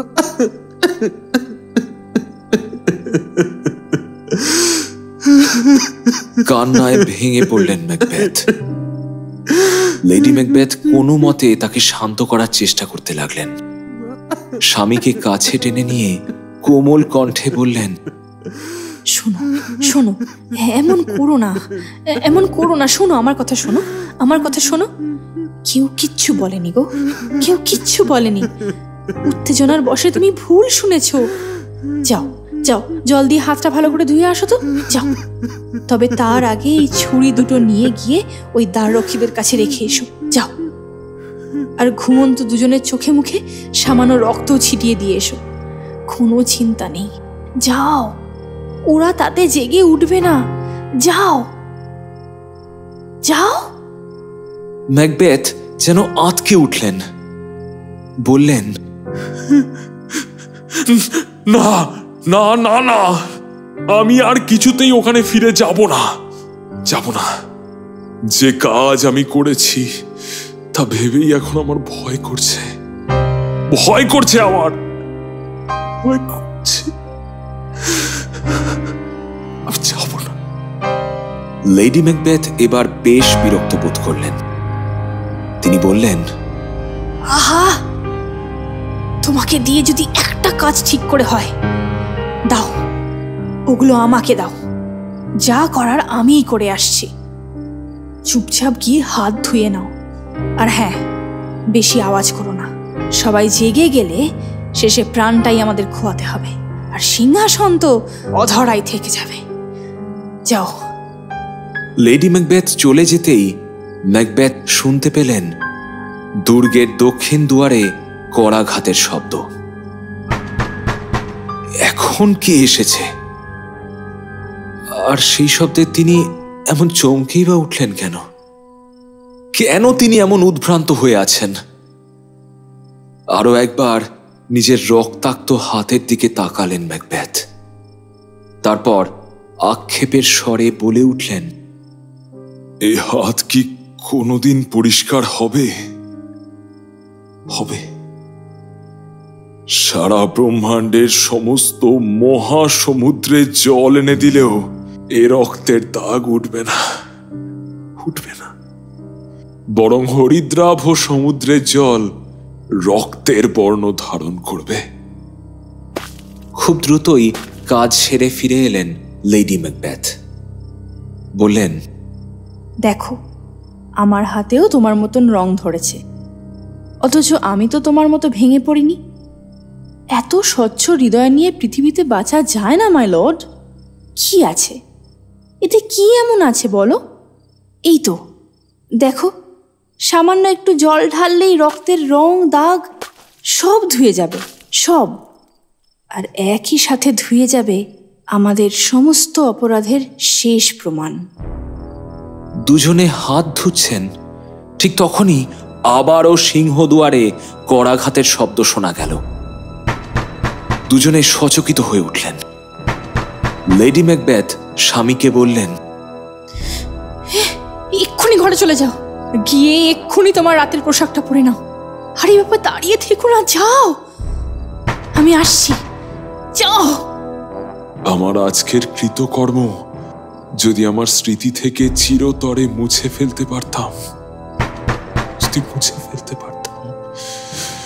ওদিকে দরজায় এখন মুহুর্মুহু করাঘাতের শব্দ। এক্ষুনি সকলে জেগে উঠবে। লেডি ম্যাকবেথ কোনো রকমে স্বামীকে ঠেলে ঘরের দিকে নিয়ে যেতে লাগলেন। চলো, চলো বলছি। ম্যাকবেথ হাহাকার করে উঠলেন, কে দরজা ধাক্কাচ্ছ? কে কে দরজা ধাক্কাচ্ছ? আরো জোরে ধাক্কাও, আরো জোরে ধাক্কাও। ওই শব্দে, ওই শব্দে, ওই শব্দে মৃত ডানকানকে জাগিয়ে তোলো, জাগিয়ে তোলো। আমি চাই, আমি চাই, জাগিয়ে তোলো। তো ভাই, জাগিয়ে তোলো।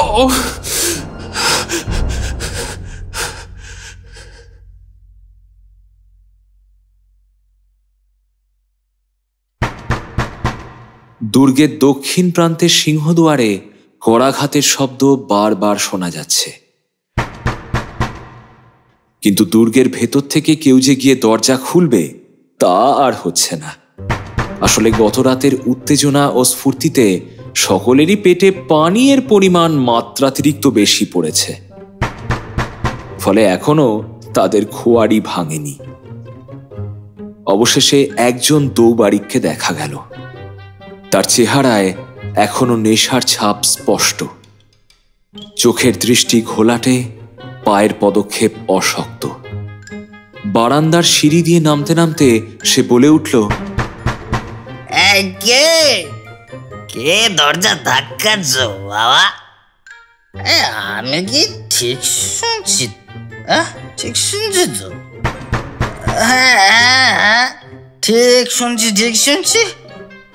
ধুস বাবা, নরকের দরজা তালা খুলতে খুলতে মাথা চোর পেকে গেল। ওই যে আবার এই শয়তানের নামে কে এসেছো বাবা? কে এসেছো? নিশ্চয়ই কোনো লোভী চাষা বা কোনো মিথ্যাবাদী বিশ্বাসঘাতক, না হলে আর এখানে কে মরতে আসে? আসছে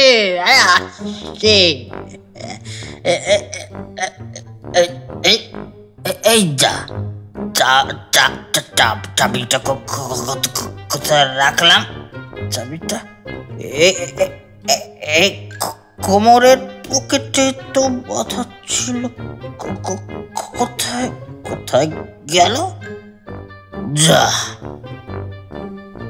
ওদিকে দরজায় কড়াঘাতের শব্দ ক্রমশ বাড়ছে। সেই শব্দে ধৈর্যচ্যুতির ছাপ স্পষ্ট। নিজেকে নরকের দ্বাররক্ষী হিসেবে কল্পনা করতে থাকা দ্বাররক্ষী এবার কোনো মতে হাতড়ে হাতড়ে চাবি বার করে টলমলো পায়ে দরজার দিকে এগোলো। তারপর অতি কষ্টে দরজা খুলল। বাইরে থেকে প্রবেশ করলেন দুজন সামন্তরাজ, ম্যাকডাফ ও লেনক্স। ম্যাকডাফ বিরক্ত স্বরে বললেন, আরে কি ব্যাপারটা কি? হ্যাঁ, কাল রাতে কখন শুতে গেছো যে এখনো পড়ে পড়ে ঘুমোচ্ছ সবাই? কখন থেকে দরজা ধাক্কাচ্ছি আমি? দ্বাররক্ষী সামান্য কুণ্ঠিত স্বরে বলল, স্যার ঠিকই বলেছেন, রাত প্রায় 3:30 পর্যন্ত আমরা একটু ফুর্তি করছিলাম আর কি। এই মানে ওই মদ খেয়ে 3টে জিনিস এমন বেড়ে গেল, তাই দেরি হয়ে গেল। 3টে জিনিস? কি 3টে জিনিস? স্যার, 3টে জিনিস হলো নাক লাল হওয়া, হ্যাঁ, ঘুম আর এই প্রস্রাব। এই 3টে এমন বেড়ে গেল যে দরজা খুলতে দেরি হয়ে গেল। হ্যাঁ। ম্যাকডাফ এবার আর থাকতে না পেরে হেসে ফেললেন। তারপর বললেন,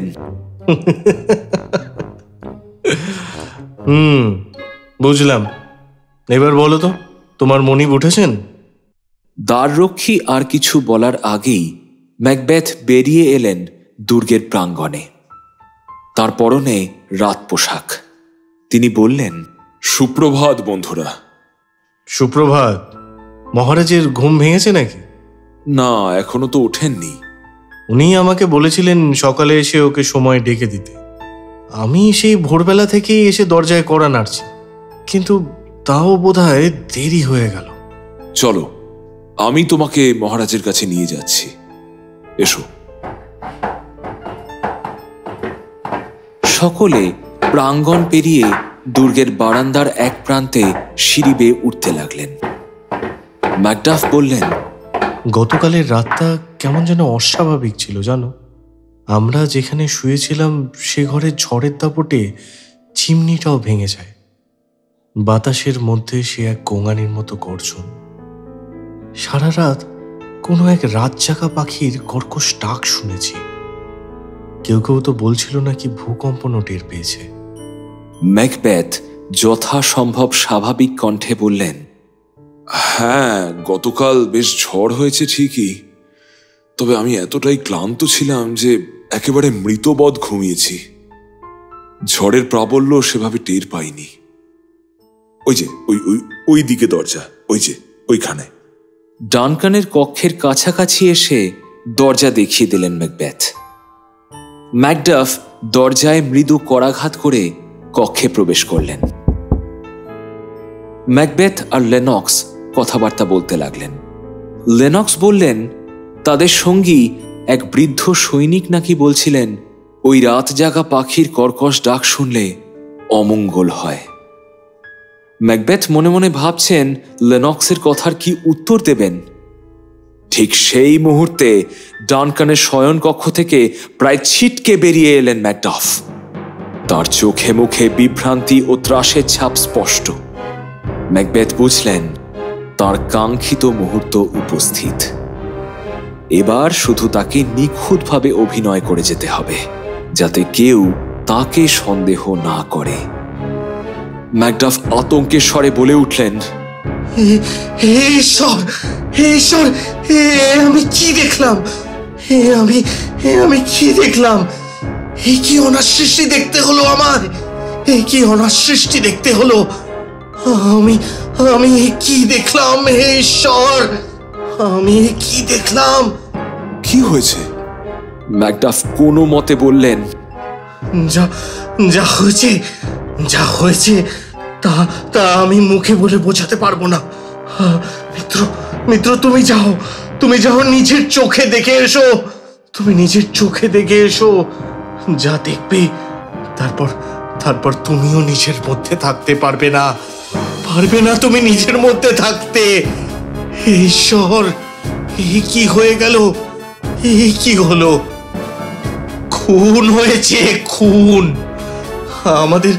আমাদের মান্যবর মহারাজকে কেউ নির্মম ভাবে হত্যা করেছে।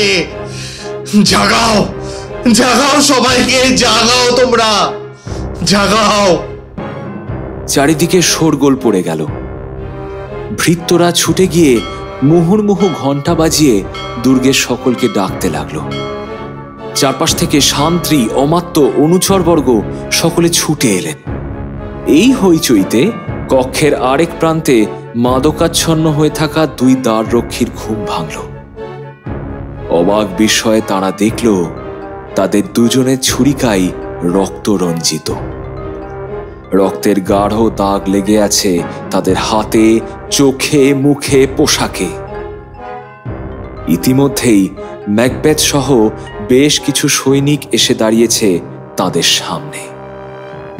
সকলের চোখে তীব্র সন্দেহের দৃষ্টি। ম্যাকবেথ আর বিন্দু মাত্র বাক্য ব্যয় না করে তরবারির দক্ষ কোপে দুজনের মস্তক ধর থেকে বিচ্ছিন্ন করে দিলেন। এতখানি আকস্মিকতার জন্য বাকিরা কেউই প্রস্তুত ছিলেন না। ম্যাকডাফ বলে উঠলেন, এ কি করলে মিত্র? এদেরকে হত্যা কেন করলে তুমি? ম্যাকবেথ তার কণ্ঠে বেদনার চিহ্ন যথাসম্ভব ফুটিয়ে তোলার চেষ্টা করলেন। বললেন, আরে তোমরা বুঝতে পারছো না? এরাই মহারাজকে হত্যা করেছে। এদের ছুরিকা রক্তাক্ত, চোখে মুখে রক্তের দাগ। কিন্তু সেটা তো আগে থেকে ধরে নেওয়া ঠিক নয়। এদের বিচার হওয়া প্রয়োজন ছিল। আবেগের বশে তুমি এ কি করলে? ইতিমধ্যে ব্যাংকও ছুটে এসেছেন। ম্যাকডাফ তাকে জানালেন যে মহারাজ নিহত হয়েছেন। এত কিছুর মধ্যেও ম্যাকবেথ লক্ষ্য করলেন যে এই কথা শোনা মাত্রই ব্যাংকোর মুখের ভাব বদলে গেল। শুধু দুঃখ বা আতঙ্ক নয়, ব্যাংকোর চোখে যেন এক সন্দিগ্ধ দৃষ্টি। আর চোখে অতি সন্তর্পণে তিনি একবার ম্যাকবেথকে দেখলেন, যদিও মুখে কিছু বললেন না। এবার ঘরে প্রবেশ করলেন লেডি ম্যাকবেথ। আলুথালু অবিন্যস্ত বেশবাস, উন্মুক্ত কেশ দাম। তিনি অস্ফুটে বললেন, কি হয়েছে?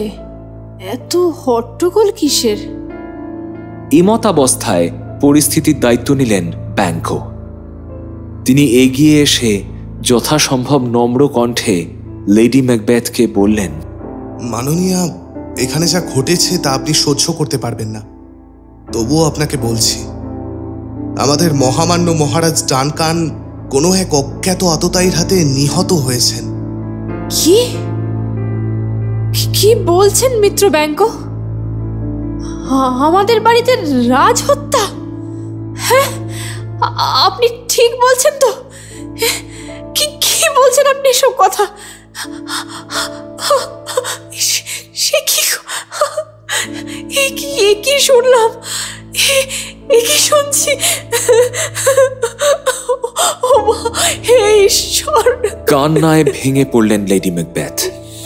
ব্যাংকো আর ম্যাকডাফ তাকে ধরে এনে একপাশে বসালেন।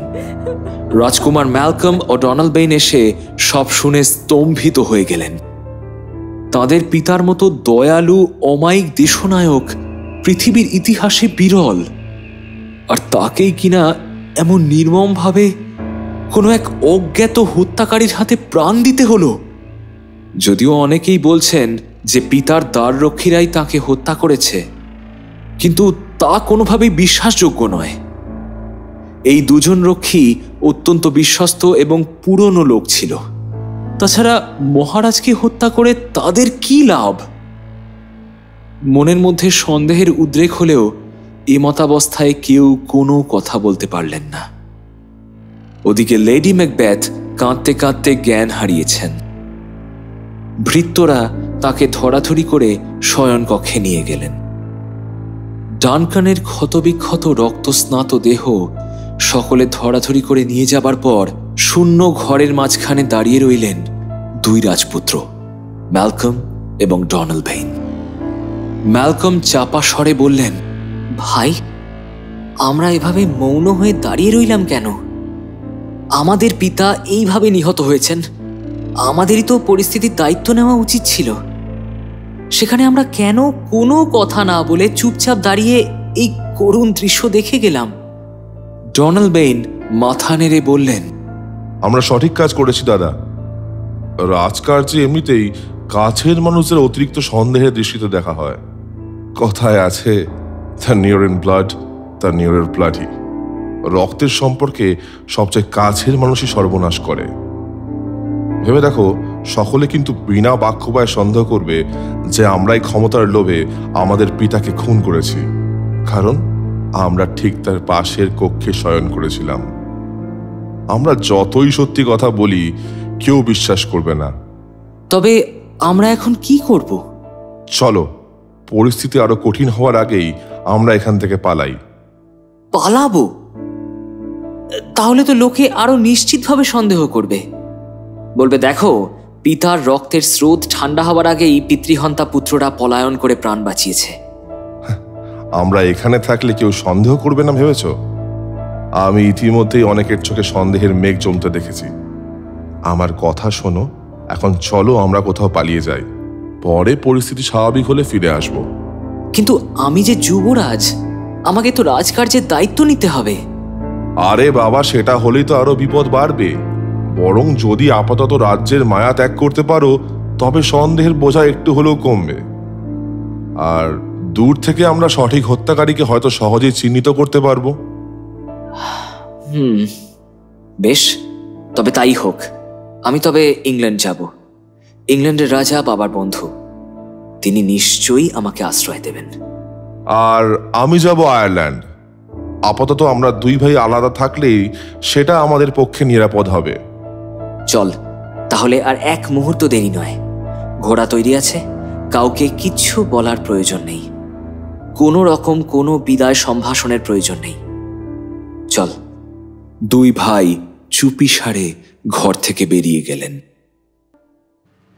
প্রায় সারাদিন ইনভারনেস দুর্গের মধ্যে প্রকট হয়ে রইল এক চরম শোকের পরিবেশ। কিন্তু রাজ্য শাসন তো আর সহজ কথা নয়। শোকে মুহ্যমান হয়ে থাকলে জীবন চললেও দেশ চলবে না।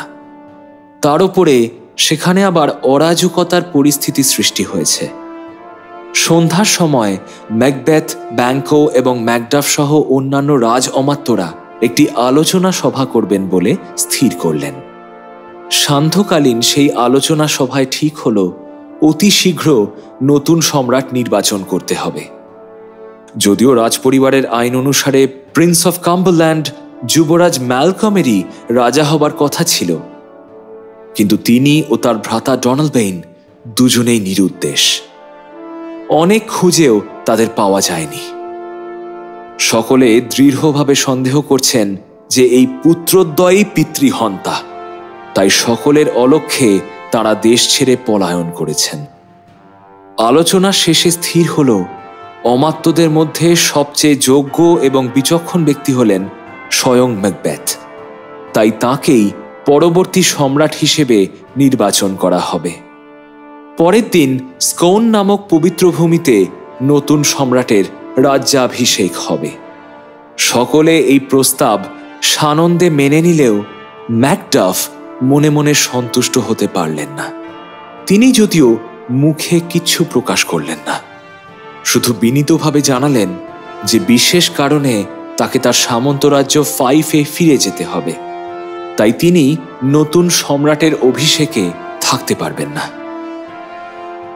দুর্গ ত্যাগ করার সময় সামন্তরাজ রসকে তিনি শুধু একটাই কথা বললেন, মিত্র, কেন জানি না আমার মনে হচ্ছে অতীতের তুলনায় আমাদের ভবিষ্যৎ আরো অনেক বেশি কঠোর হতে চলেছে। সাবধান হও হে বন্ধুবর, সাবধান হও।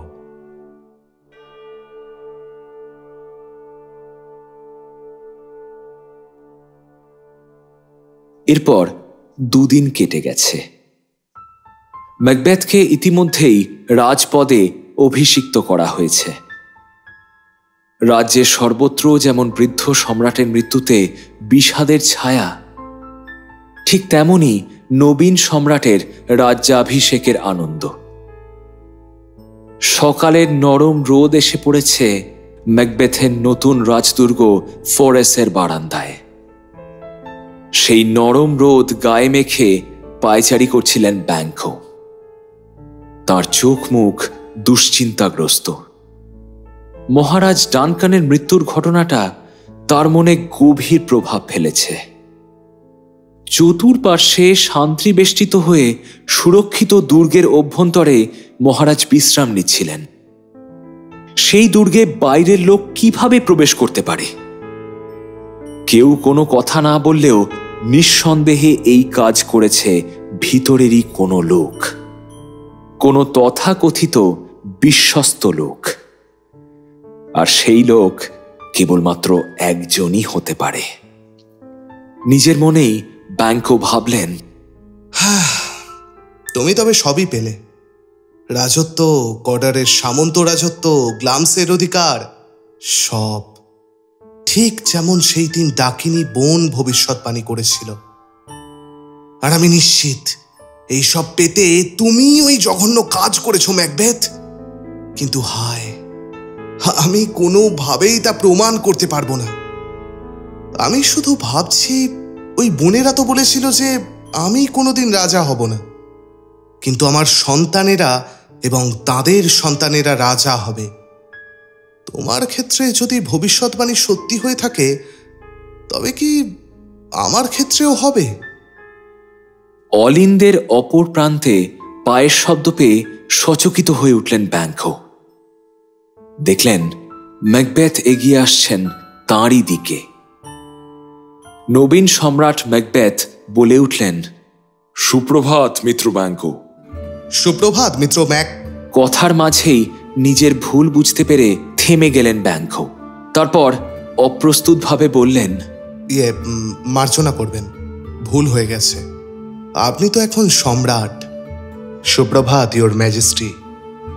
ম্যাকবেথ সহাস্যে বললেন, শোনো, আমরা চিরকাল মিত্র ছিলাম, চিরকাল তাই থাকব। অত নিয়ম মেনে কথা বলার কোনো প্রয়োজন নেই। আমি মানুষটা তো আর বদলে যাইনি, রাজপদ পরিবর্তিত হয়েছে শুধু। তবুও এইটুকুই বলবো, আপনার সেবায় সর্বদা প্রস্তুত আছি। জানি। তো আজ কি তুমি বেরোবে নাকি? হ্যাঁ মহারাজ, শিকারে যাব ভাবছিলাম। বাহ, বেশ বেশ বেশ। তো একাই যাবে না সঙ্গী সাথী নিয়ে? একাই যাব মহারাজ, তবে সাথে আমার ছেলে ফ্লিয়ান্স থাকবে।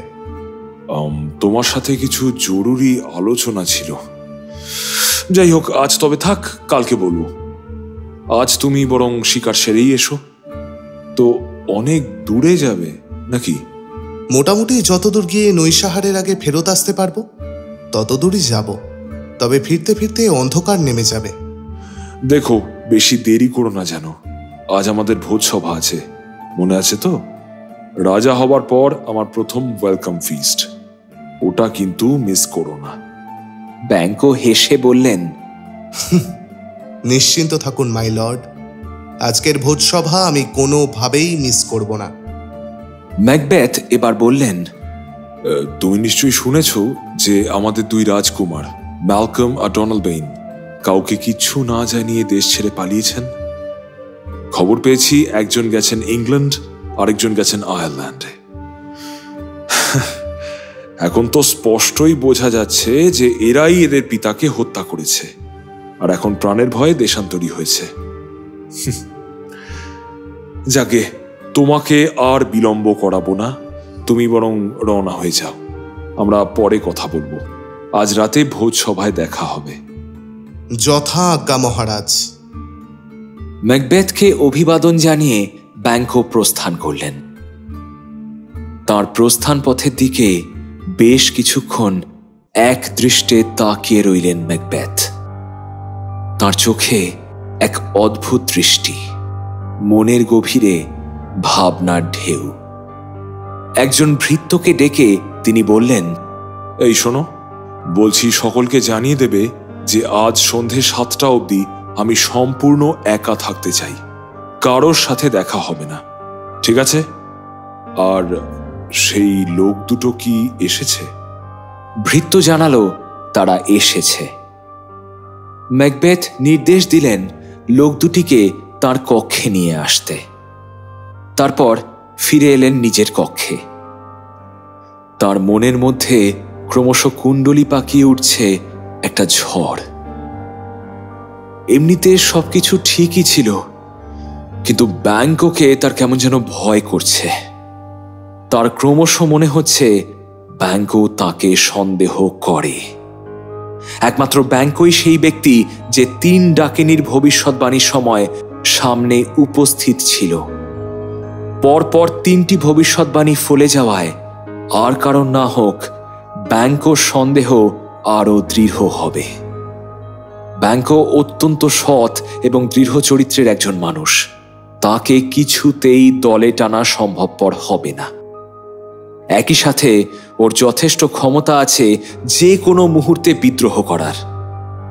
রাজ্যের সকল অমাত্য ওকে শ্রদ্ধা করে, ফলে সেই বিদ্রোহ সফল হবার সম্ভাবনাই বেশি। তাছাড়া ওই ডাকিনীরা বলেছিল না যে ব্যাংকোর সন্তানেরা ভবিষ্যতে রাজা হবে? তাই যে করেই হোক এই ব্যাংকোকে সমূলে বিনাশ করতেই হবে।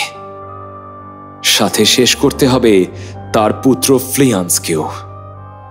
সে আজ বালক হলেও ভবিষ্যতে তারই তো রাজা হবার সম্ভাবনা, তাই তাকেও শেষ করতে হবে। কিন্তু এখানেই এক মুহূর্তের জন্য থমকালেন ম্যাকবেথ। ব্যাংকো তার এতদিনের বন্ধু, সহচর, কত যুদ্ধে পাশাপাশি লড়াই করেছেন দুজনে, কতবার একে অন্যের প্রাণ রক্ষা করেছেন, আর আজ কিনা তিনি সেই বন্ধুরই প্রাণহানির পরিকল্পনা করছেন। হ্যাঁ, কিন্তু রাজত্বটাও তো বাঁচাতে হবে। রাজনীতিতে ভালোবাসা, বন্ধুত্ব, অনুকম্পার কোনো স্থান নেই। সেখানে শুধু একটা জিনিসই বিচার করতে হয়, ক্ষমতা। আর ম্যাকবেথের ক্ষমতার পথে এখন মূর্তিমান কাঁটার মতো বিঁধে আছেন ব্যাংকো। সেই কাঁটাকে উপড়ে না ফেলা পর্যন্ত ম্যাকবেথের শান্তি নেই, শত্রুর শেষ রাখতে নেই। ম্যাকবেথ মন শক্ত করলেন। ভৃত্যের সাথে ঘরে প্রবেশ করল দুজন ব্যক্তি। তাদের দেখলেই স্পষ্ট বোঝা যায় এরা ভালো মানুষ নয়। এদের চোখে মুখে হিংস্রতার ছাপ। এরা দুজনেই ভাড়াটে খুনি, পয়সার বিনিময়ে মানব হত্যা করে এরা। ম্যাকবেথ তাদের বসিয়ে পানীয় দিলেন। স্বয়ং সম্রাট তাদের মতো অপরাধীদের সাথে বসে পান করছেন, এটা ভেবেই লোক দুটি কেমন যেন হতভম্ব হয়ে গেল। কথোপকথন চলতে লাগলো। ম্যাকবেথ জানতেন যে ব্যাংকোর কারণেই এই দুই ব্যক্তি একবার ধরা পড়েছিল এবং ভালো মতো শাস্তিও পেয়েছিল। ম্যাকবেথ লোক দুটিকে ক্রমাগত প্রলুব্ধ করতে লাগলেন ব্যাংকোর বিরুদ্ধে প্রতিশোধ নেবার জন্য। প্রতিশ্রুতি দিলেন যে স্বয়ং তিনি তাদের পুরস্কৃত করবেন। একে সম্রাটের প্ররোচনা, তার ওপর পানীয়ের প্রভাবে লোক দুটি যারপন্নায় উত্তেজিত হয়ে উঠল। অবশেষে তারা ব্যাংকোকে হত্যা করতে রাজিও হয়ে গেল। ম্যাকবেথ এবার তাদের বুঝিয়ে দিলেন কোথায়, কিভাবে এবং কখন ব্যাংকো এবং তার পুত্র ফ্লিয়ান্সকে হত্যা করতে হবে। দুর্গ থেকে এক ক্রোশ দূরে আছে এক গভীর জঙ্গল। ব্যাংকো সাধারণত সেই পর্যন্ত ঘোড়ায় চড়ে আসেন এবং তারপর বাকি পথটুকু পদব্রজে দুর্গে ফেরেন। সেইখানেই ঘোড়া থেকে নামা মাত্রই হত্যা করতে হবে তাকে এবং তার পুত্রকে। লোক দুটি প্রস্থান করল। ম্যাকবেথ নিজের মনেই একবার হাসলেন, তারপর বললেন,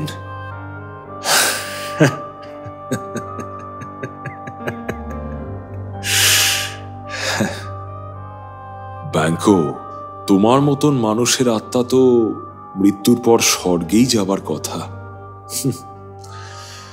তাই যদি হয় তবে আর দেরি কেন? সেই যাত্রা আজ রাতেই হোক।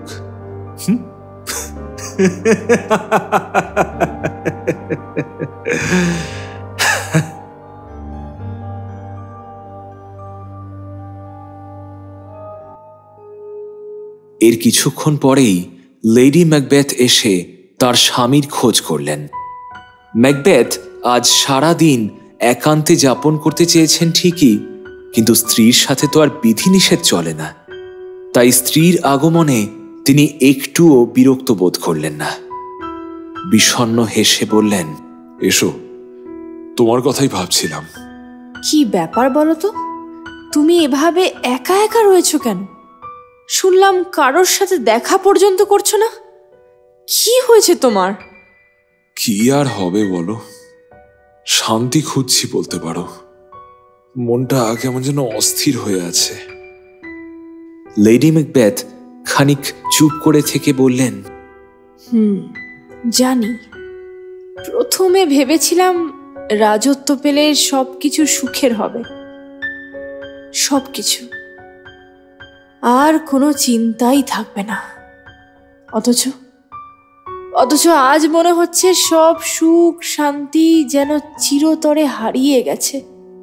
যেন কোনো এক অদৃশ্য জালে আমরা কেমন বাধা পড়ে গেছি, তাই না? হ্যাঁ, তুমি ঠিকই বলেছ।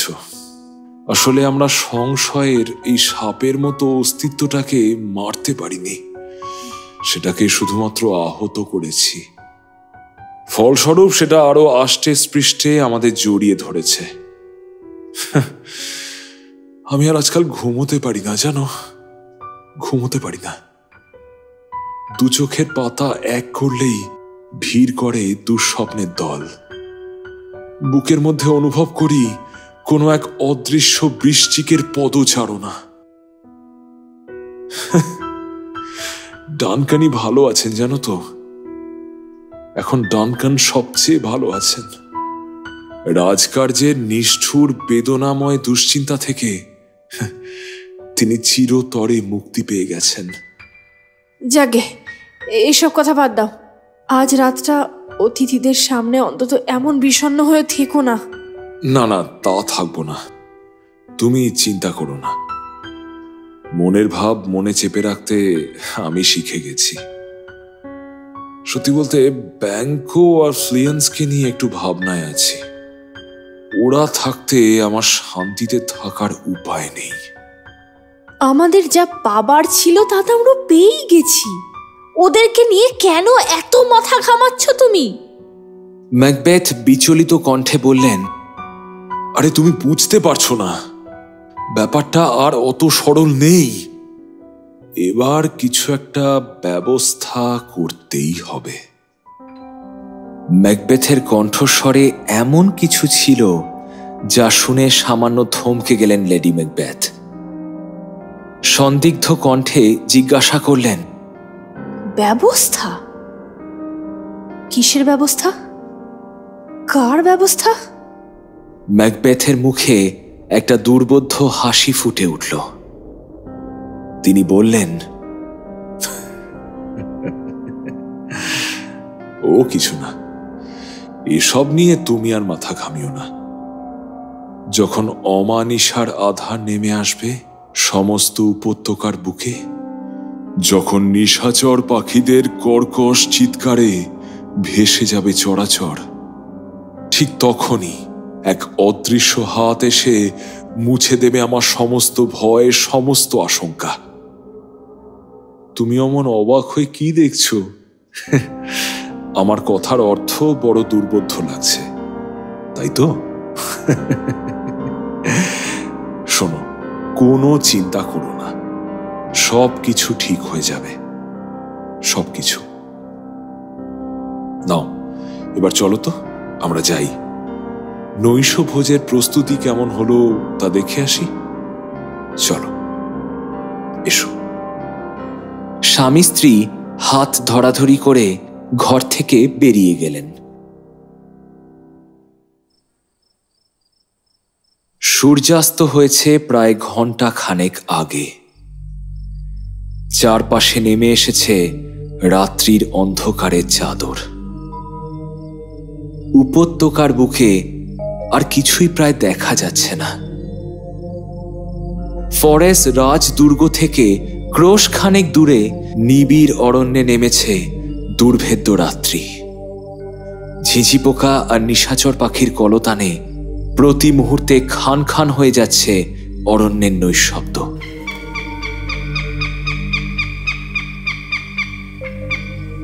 সেই অরণ্যেই লোকচক্ষুর অন্তরালে ঝোপের মধ্যে ঘাপটি মেরে বসে আছে তিনজন মানুষ, ম্যাকবেথ প্রেরিত সেই দুই হত্যাকারী এবং তাদের এক সঙ্গী। অধীর আগ্রহে তারা অপেক্ষা করছে তাদের শিকারের জন্য। দীর্ঘক্ষণ অপেক্ষা করতে করতে তারা যখন প্রায় অধৈর্য হয়ে উঠেছে, ঠিক তখনই তাদের কানে এলো ঘোড়ার ডাক এবং খুরের শব্দ। তারা সচকিত হয়ে উঠল। ব্যাংকো আসছেন। অন্ধকারের মধ্যে এবার মশালের আলো দেখা গেল। সাথে শোনা গেল ব্যাংকোর কণ্ঠস্বর, নে বাবা আয়, এবার ঘোড়া থেকে নামি। বাকি পথটা আমরা হেঁটেই যাব। খাদের ধারের রাস্তাটা বড্ড সরু, ওটা হেঁটে যাওয়াটাই ভালো হবে। আমি সবসময় তাই করি, একই সঙ্গে বেশ একটু ব্যায়ামও হয়ে যায়। আচ্ছা বাবা। বেশ নে, এবার এই মশালটা একটু ধর, আমি ঘোড়া থেকে নামি। ফ্লেয়ান্সের হাতে মশাল দিয়ে ব্যাংকো ঘোড়া থেকে নামলেন। অন্ধকার আকাশের দিকে একবার তাকিয়ে বললেন, বড় মেঘ করেছে রে, মনে হচ্ছে আজ রাতে বৃষ্টি হবে। ফ্লিয়ান্স ঘোড়া থেকে নামতে যাবে, ঠিক সেই মুহূর্তে অন্ধকারের মধ্যে তাদের উপর ঝাঁপিয়ে পড়ল সেই তিন আততায়ী। ব্যাংকো কিছু বুঝে ওঠার আগেই তার পিঠের মাঝখানে আমূল বিদ্ধ হল আততায়ীর ছুরি। বাবা! ষড়যন্ত্র, ষড়যন্ত্র, ইটস আ ট্র্যাজেডি। ফ্লিয়ান্স, পালা, পালা এখান থেকে, পালা। তোকে বাঁচতেই হবে, আমার মৃত্যুর প্রতিশোধ নিবি তুই। তুই পালা, পালা বাবা, পালা। কথা শেষ হবার আগেই ব্যাংকোর মাথার পিছনে বিদ্ধ হলো কুঠার।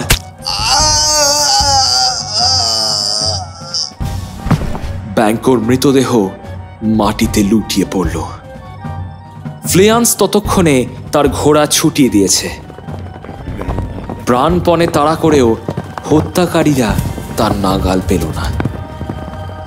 রহস্যময় অন্ধকারে মুহূর্তে মিলিয়ে গেল ফ্লেয়ান্স।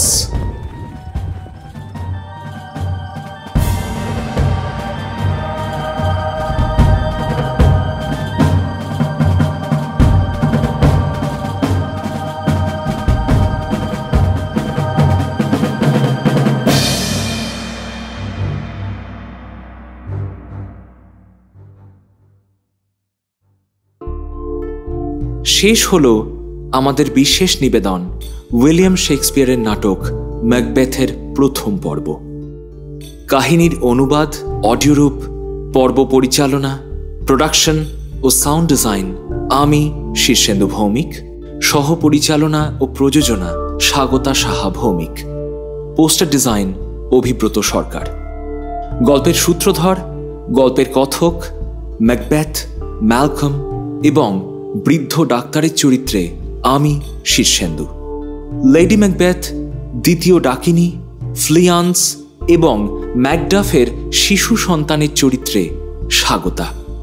লেডি ম্যাকডাফ, প্রথম ডাকিনী এবং দেবী হেকাটির চরিত্রে সায়ন্তনী। তৃতীয় ডাকিনী এবং লেডি ম্যাকবেথের পরিচারিকার চরিত্রে ঋতুপর্ণা মিশ্র। সম্রাট ডানকান, ম্যাকডাফ এবং অশরীরী 3 অস্তিত্বের চরিত্রে শুভদীপ। সামন্তরাজ রস, মদ্যপ দ্বাররক্ষী এবং আহত সার্জেন্টের চরিত্রে প্রভাকর। ব্যাংকর চরিত্রে অর্ণব এবং ডনালবেইন ও খুনির চরিত্রে সৌভিক। আমাদের এই বিশেষ নিবেদনে আজ আমরা পাশে পেয়েছি হরতনের গোলাম অডিও স্টোরি চ্যানেল থেকে প্রভাকর কুণ্ডু এবং শুভদীপ অডিও স্টোরি চ্যানেল থেকে শুভদীপ নাথ, বৃত্তের বাইরে অডিও স্টোরি চ্যানেল থেকে ঋতুপর্ণা মিশ্র এবং scattered thoughts audio story channel থেকে অর্ণব এবং সৌভিককে। ওদের সকলকে অজস্র ধন্যবাদ জানাই এই বিশেষ উদ্যোগে আমাদের পাশে থাকার জন্য। ওদের চ্যানেলের লিংক আমাদের ডেসক্রিপশন বক্সে দেওয়া রইল। আপনারা অবশ্যই ওদের চ্যানেল ভিজিট করুন এবং প্লিজ সাবস্ক্রাইব করুন। আমাদের আজকের নিবেদন যদি আপনাদের ভালো লেগে থাকে তাহলে প্লিজ লাইক করুন, শেয়ার করুন এবং যদি আজ আপনি আমাদের চ্যানেলে প্রথমবার এসে থাকেন তাহলে প্লিজ সাবস্ক্রাইব করুন। আগামীকাল আমরা আবার ফিরে আসছি ঠিক রাত 10টায় ম্যাকবেথের দ্বিতীয় তথা শেষ পর্ব নিয়ে। Stay tuned. সকলে ভালো থাকবেন। ধন্যবাদ।